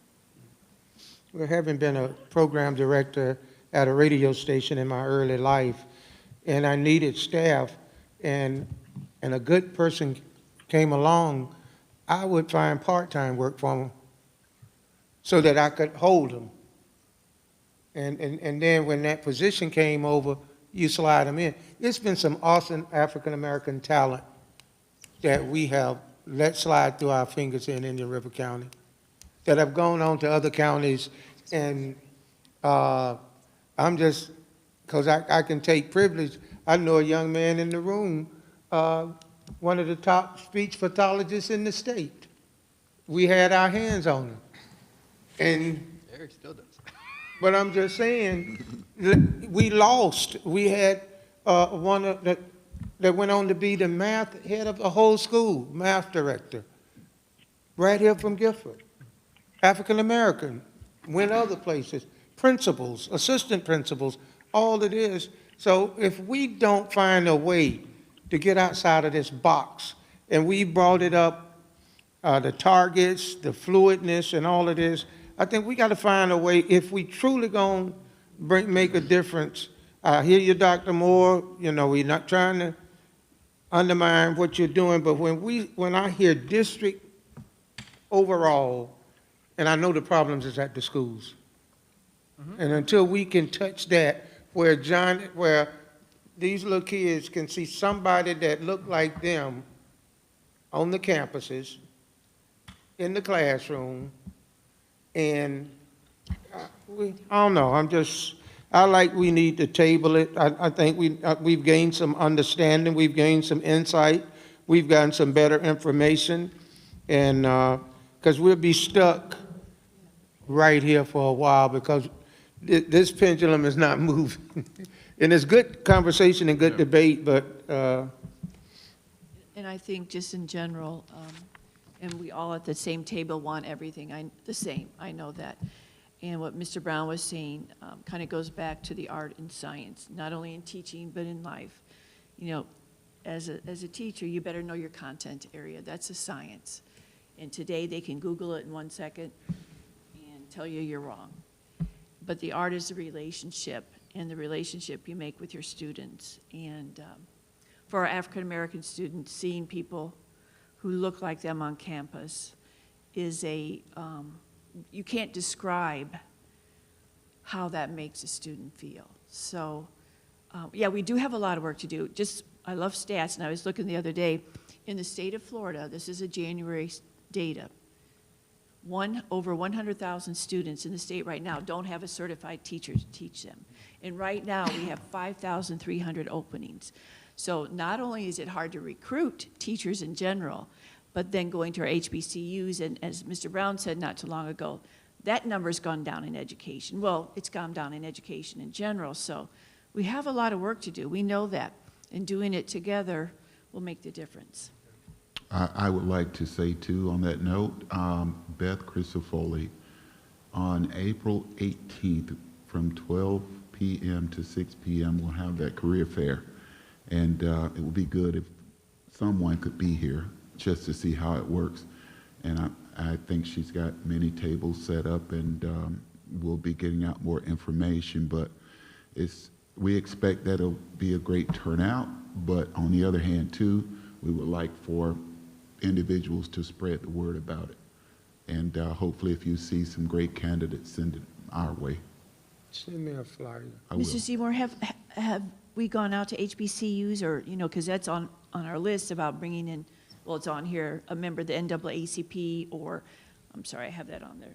But we talked about that, going out with our personnel HR. Have we done that yet, or what's our schedule look like? Yes, I can pull up the schedule. She's got an event scheduled, let me see. Florida A&M University, that was 2 weeks ago. I think she's also scheduled, if she hadn't gone yet, Valdosta State, and another program set up, I think, at Howard University that she's already attended. So she's continuing to, reach out to these HBCUs and possibly someday even, have Mr. Browning go with us. That's the thing. Now, because it says an indicator 8, and I know we haven't talked about that yet, but we did talk about it last time. The African-American teacher, African-American member of district leadership, or one member of the NAACP to accompany the recruitment staff to recruitment fairs. So Correct. certainly like to look at that. In light of the time and in the spirit of making progress, like, do we think that indicator 8 is something that we could just, even going out of order, because Dr. Seymour brought it up that we could agree to now. I can see that. So this is Victor, and can you hear me? Yes. So when your person is at Howard, you might consider two HBCUs in Baltimore, which is really close to DC.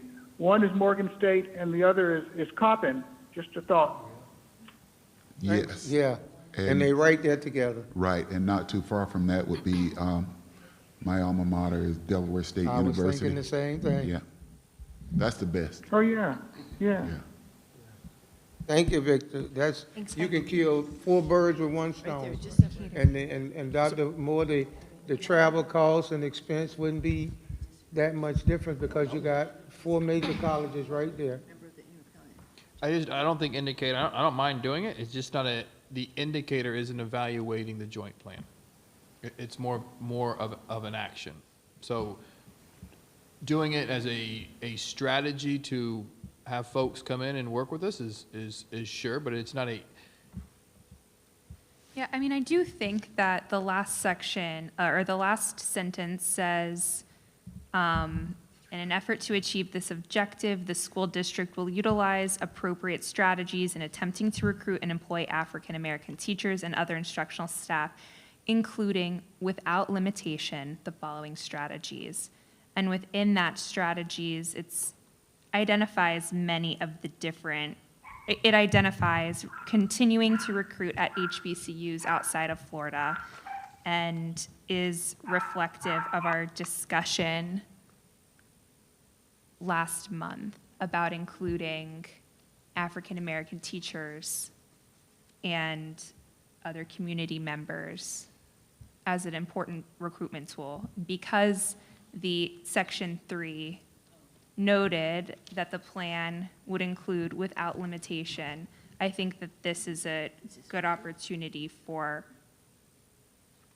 us to agree to indicator 8. you're adding an action to evaluate something that's currently being done. So if you added that as an indicator, you're adding, the goal here is to evaluate the work. So if we were to add that, which, dude, we can do it. I got no issues doing it. But if we're going to add, each year, the district shall invite and fund the accommodations of one African-American teacher, the African-American members of the district, and one member of the NAACP. We just have not done that. So to say that's an indicator of what was identified towards progress in the 2018 joint plan is a new action. That would be a strategy or a recommendation after you evaluate the current work that's being done. So I don't know when we're going again. I don't mind the strategy at all. We can bring whoever we can bring to get folks to come. I'm fine. It's just the way it's written. I think we don't put the cart before the horse. I think we do exactly what we told the judge that we were going to do. What's the indicator? And then what's the recommendation or the new action or strategy that is ultimately being recommended? So at this point, would you not agree to indicator 8, or do you agree to indicator 8? Not as it is written. I don't think it is a indicator of what was there. It's defining things that we have not done. So to say this is an indicator of actions that have taken place, I don't think anyone can say that's accurate, because it was something that was just It suggested reads like a directive. and discussed tonight. Well, we're looking back to say, this is what was agreed upon, this is the key performance indicators, that we're creating indicators to evaluate your progress towards compliance on what was agreed upon in 2018. Now, if it was one of the areas that was listed in the 2018 joint plan, that would be an accurate indicator. Dr. Moore, I disagree. In looking at all these indicators, I mean, we haven't discussed all of them tonight, and there's some I have some issues with about, certain percentages we must do. But to me, this shows that if we're going to recruit African-American teachers, and it's harder and harder to do that every year, that we have to join together to make that happen. And I don't think this is one where, and like I said, basically right now, we usually have an African-American teacher go. I've known several of them who've gone. A member of the district leadership, I've known several of them who've gone. We do both Or those. one member of the Indian River County NAACP. It doesn't even say and one member. So it's not like you're adding extra funding here. It says or one member of the Indian River County. And we can agree that this indicator is, forward-looking I at needed this to say a point. little bit more too, honey. Just want to say a little And bit then- more. Go Then ahead, go ahead. also, the joint I'll go ahead plan. and finish. Oh, sorry. I'm Go just saying, ahead. on some of these indicators that we're looking at later, I'm probably going to fight you on a couple of these on, I wish we could get VPK teachers and have a 2% increase, but that's a whole other story. I wish we could, because that's crucial. But this one, I don't think that, I think we're saying that this is really the stronghold of what we want to do together to recruit African-American teachers. Like, it was either Mr. Seymour or Mr. Brown last time talked about the Divine Nine. I didn't know that term like that. And I think to myself, when you go to these, and I've been to recruiting before, when you go to that and these students come by and see, okay, there's a connection here. I think it's very, very important. And if they saw an NAACP rep, bringing students here, which is harder and harder every year, I think this is one we should do. So just for the record, I think at the meeting before the last, I was the one who said, hey, come on, I don't disagree with the invite or funding. It's just a matter of what we've told the judge we were going to do. Don't you think the judge would be highly excited that we have gone into an area unobstructed that would enhance the overall process? Because I wasn't going to bring this up, but I was in a meeting the other day, Doc, and somebody was introduced as hiring teachers. And I said, I don't see Dr. Moore and the principals in the room, but a person was being congratulated in a major meeting, televised and everything, for hiring teachers for Indian River County School District. Oh, no. Eventually it was. Oh, he got threw under the bus, but when you got this, going back to this number 8, if it's all-inclusive, if I'm Judge Kathleen Williams, and I say they thought outside of the box, no, it's not, and that's why I get frustrated with the joint plan, when we just minimize stuff and run it back to the joint plan, instead of doing what was intended, expanding it and making it more compatible with the work we are trying to do. I think this would be major if I was the judge and I wanted to assess whether Indian River County School District and NAACP is truly working together. But this is not expanding the joint plan. The joint plan says this: in an effort to achieve this objective, the school district will utilize appropriate strategies. Appropriate strategies means it gives you deference to decide what is appropriate in attempting to recruit and employ African American teachers and other instructional staff, including, without limitation, the following strategies. So we're not adding to the joint plan. The joint plan has this language in there that allows this group to determine what is necessary and appropriate in order to recruit and employ African American teachers and instructional staff. So did you have a different wording on it? You said not. I was going to say the shall invite and fund is future-driven, which is a good thing to be future-driven, but all of our other KPIs are current. So how do you assess a future-driven KPI? Because it's a will-do, not So in place. Section 3 itself is forward-looking and says But- will utilize. Except that it was written in Except, 2018. yeah, so we've been utilizing these. Wait a minute, we've been, but never mind. So performance indicators is not based off what you're performing now. It's based off the totality of what you're doing. So they can be something that you have not gotten to achieve, but is working to achieve. It's not like, okay, let's see what you're doing, and based off that, we're gonna say this is an indicator. That's not how it works. It's a baseline of 0, though, because it's not, those actions are in the future.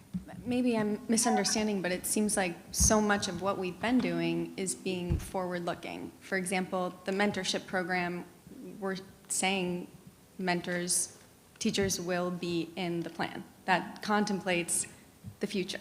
So this is exactly in that same category, and as Adrian and Marshawn both pointed out, completely tethered to the text of the joint plan. So it would have been, I think, there's still time to take a vote on indicator 8 and see if we can make progress Before for you today's vote, I just session. want to, you know, bigger picture here, everyone agrees that this is valuable and that this is important. And if we're going to recruit African-American teachers, this is a really good step to make that happen. And so if that's the case, then having a, you know, unnecessarily narrow view and interpretation of what the 2018 plan says is not going to help us get there. This is a tool that will help the district reach its goals. And so I think that it's imperative on the work group to seize upon that and to use that to their advantage as a tool to try to get more Black teachers into the district, which is hard enough, as Dr. Jones has told us.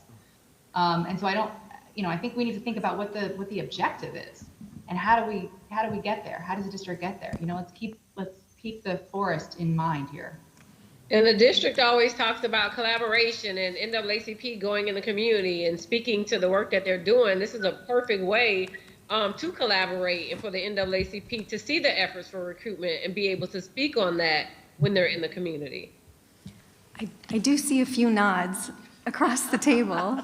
So I think, I mean, could we take a vote? Could we see? Or if not, then propose a consideration for us to take home and think about. Let me ask a legal question. Instead of an indicator, put it at the top of the section. I don't know if that works. We don't want to mess with the section because that is taken directly from the joint. Strategies for recruitment of African-American teacher. We couldn't make a statement right there saying this is what we'll do to help us with that? I think that's, Better as an indicator, honey? I don't know. I think so. I think so. By the end of each year, the district will have invited African-American teachers, African-American staff. How about for each recruitment, I don't know what you call them, fair or recruitment event or, Yeah. you know, So what's the problem with that one again, Doc?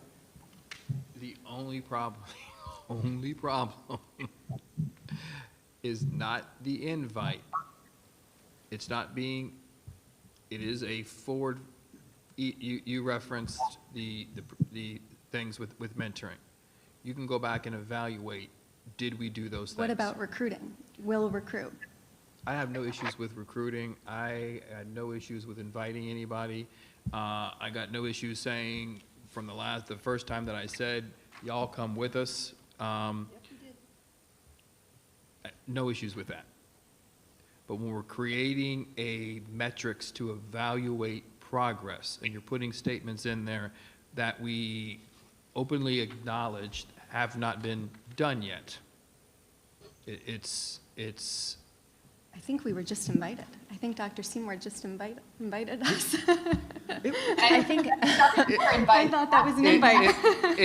It was me, so, I mean, it was me that's for the first. why I said it proposed first. that we would not, like, that looking forward, because we have not brought this, like, evaluation to the table yet. We would not, based on this, hold you I don't think accountable you- I for don't- what I have don't happened think any of you, I don't think any of you Yeah. would. I don't think that to be true. I don't think you're like, I'm going to play a game on words saying, oh, well, you didn't invite NAACP in the last 3 years, even though we just literally extended the invitation. I don't think that would be true. What I'm trying to avoid is a precedent in all of the other sections in which we need to navigate through. Can we say? And I don't want it to go back and forth. The district shall ensure that at least one African-American teacher, African-American member of district leadership, or one member of the Indian River County NAACP will be on the recruitment team. That we have a recruitment team, we monitor the race, ethnicity. That statement captures that if they're on the team, they're there. I think, Can you describe, Dr. Shefty, what is the team, what is their role, what are their responsibilities? Are they the ones that travel to the fairs? Yes. Can you describe what the recruitment Yes. team, who they are and what they do? Yes, they are a mixture of Teachers, staff, principals. But I would say too, based on the schedule, it's a lot of traveling. So when we say will, shall we say? Well, it does say invite. Will invite. Just in case someone's schedule, won't be available for a trip. But it just keep the door open for that individual. And it says or one member. It doesn't say and one member. I mean, with the invites out there, maybe the representative can go, maybe he or she can't go. But again, I think this is just a very welcoming strategy to help with recruitment. Seems like it's very open-ended to me and gives you a lot of options. Here, read it again, please. And of course, you're not going to take anybody during testing time or whatever.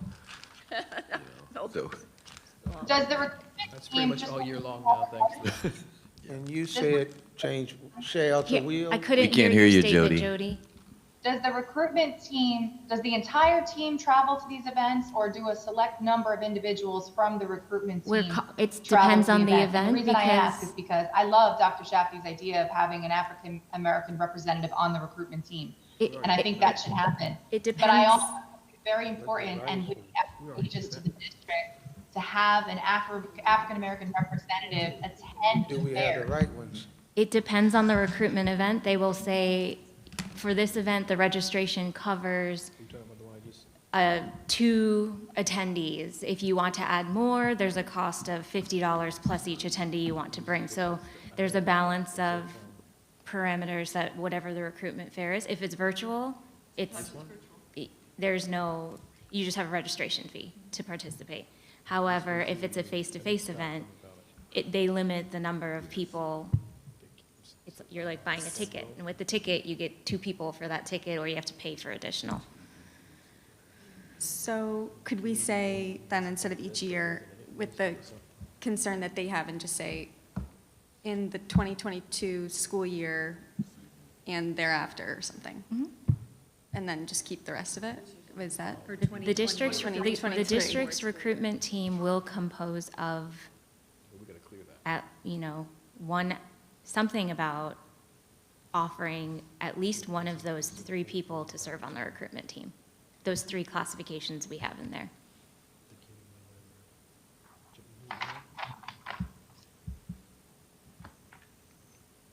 Mr. Seymour, how many usually go out now? How many people do we send out to recruitment fairs on the average? 3 to 4. Yes, it's normally 3 to 4. But it changes at times, and it's based on everyone's schedule. I think last time it was 2 people. Prior to that was 3. Is there always an African American going? Okay. And preferably an alma mater. I thought, didn't she read it and we're good, or no? It's not a goal, it's an indicator. Did you? The district's recruitment team will be composed of at least one, so keep a lot of it as is, but start it. The district's recruitment team will be composed of at least, keep it the same, 1 African-American teacher, African-American member of district leadership, or 1 member of the Indian River County NAACP, period.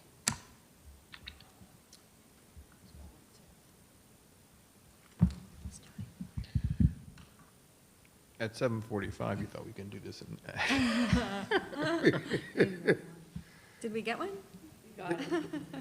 Just as long as y'all understand my hesitation is not the invite, not the collegiality.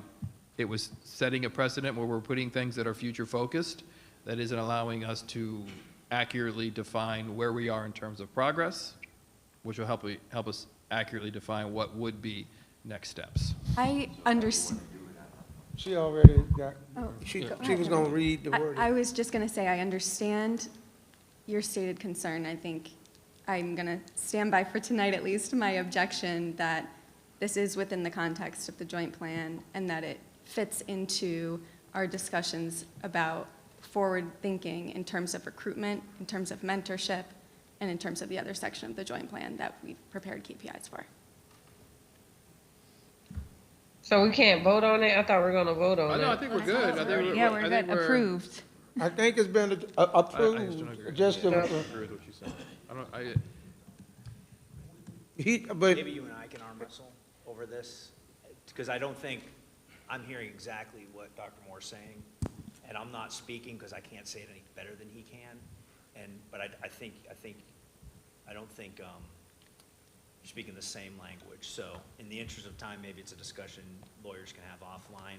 That's fine. I'm happy to explain Maybe- further and offline. Maybe I can explain it differently. Go than ahead, Dr. say Moore. better. Go ahead, you were I gonna say can't, no, better. I just said, I just praised you openly. you know, Doc, the thing is, Michonne alluded to it, Christie did it, and Adrian just blew it out the water.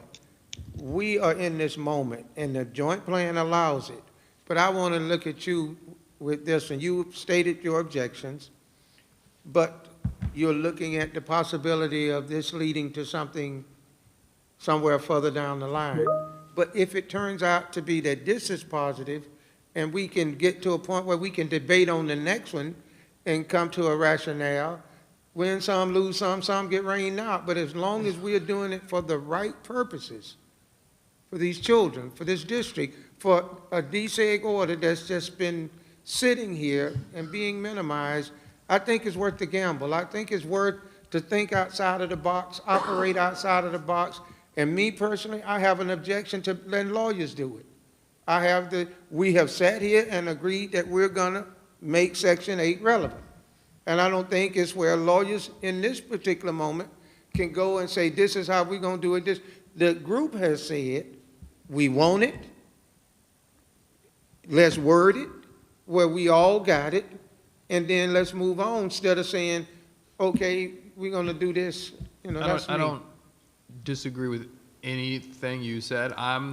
I want to get us to that conversation, right? I've been trying to get us, as have you, to that conversation about what is next. What is the action we need to talk? So we're not, which is what I'm trying to protect, the backwards looking, but forward focused. Right. I mean, because And- recruitment and mentorship are inherently forward-looking.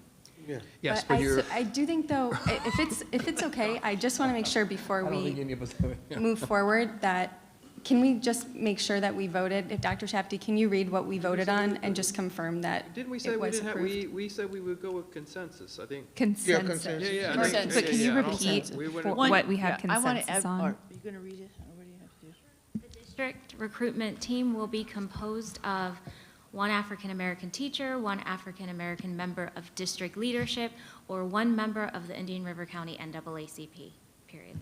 And There's one- consensus on yeah. that? Is there consensus? Anybody disagree? Any member of the work group have any objection to what Dr. Shafty just read? Nope. I don't see anybody. So that's consensus. I'm not trying to wrestle anything. It's just, in the interest of time, I thought, I'm not trying to wrestle anything. I want to add one thing, because I heard Dr. Moore and Tony talk about this, and looking at, okay, we don't want this happening on every indicator or goal statement. As I said earlier, a couple I looked at, we're going to argue a little bit about. Yeah, Understood. yeah. But see, here's where it is on this. We know why this is important. I believe, with recruitment and mentoring and getting our African-American teachers and retaining them and having that, good person, mentor, that good principal, peer teacher. This is trust. Yeah. This is trust. And I think that, from our first meeting to now, we see that what we want is the overall support for this desegregation plan and to someday reach unitary status. And I know that Dr. Moore said, and I'm that way too, maybe in May we could say, Judge, this is what we've done so far. Here's where we are. Here's where we need to go. But I need that kind of update, if you will, just to make sure we're going in the right direction. But when these key performance indicators, I don't look at anyone saying, okay, well, you did it here, you're going to do it there. No. No. Because these are about kids' lives. Kids' lives. I don't either. So, with that being said, because I got to bother him before I leave. Are we ready to adjourn, Mr. Brown? So, Mashawn has something to say.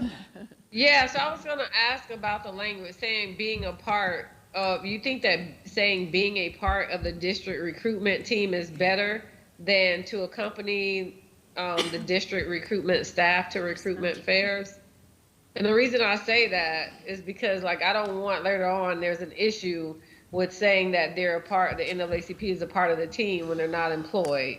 So a company might be the better choice. Yeah. It's the, and that is a company, what do we use? Company? I think you initially said being a part of the district's recruitment team.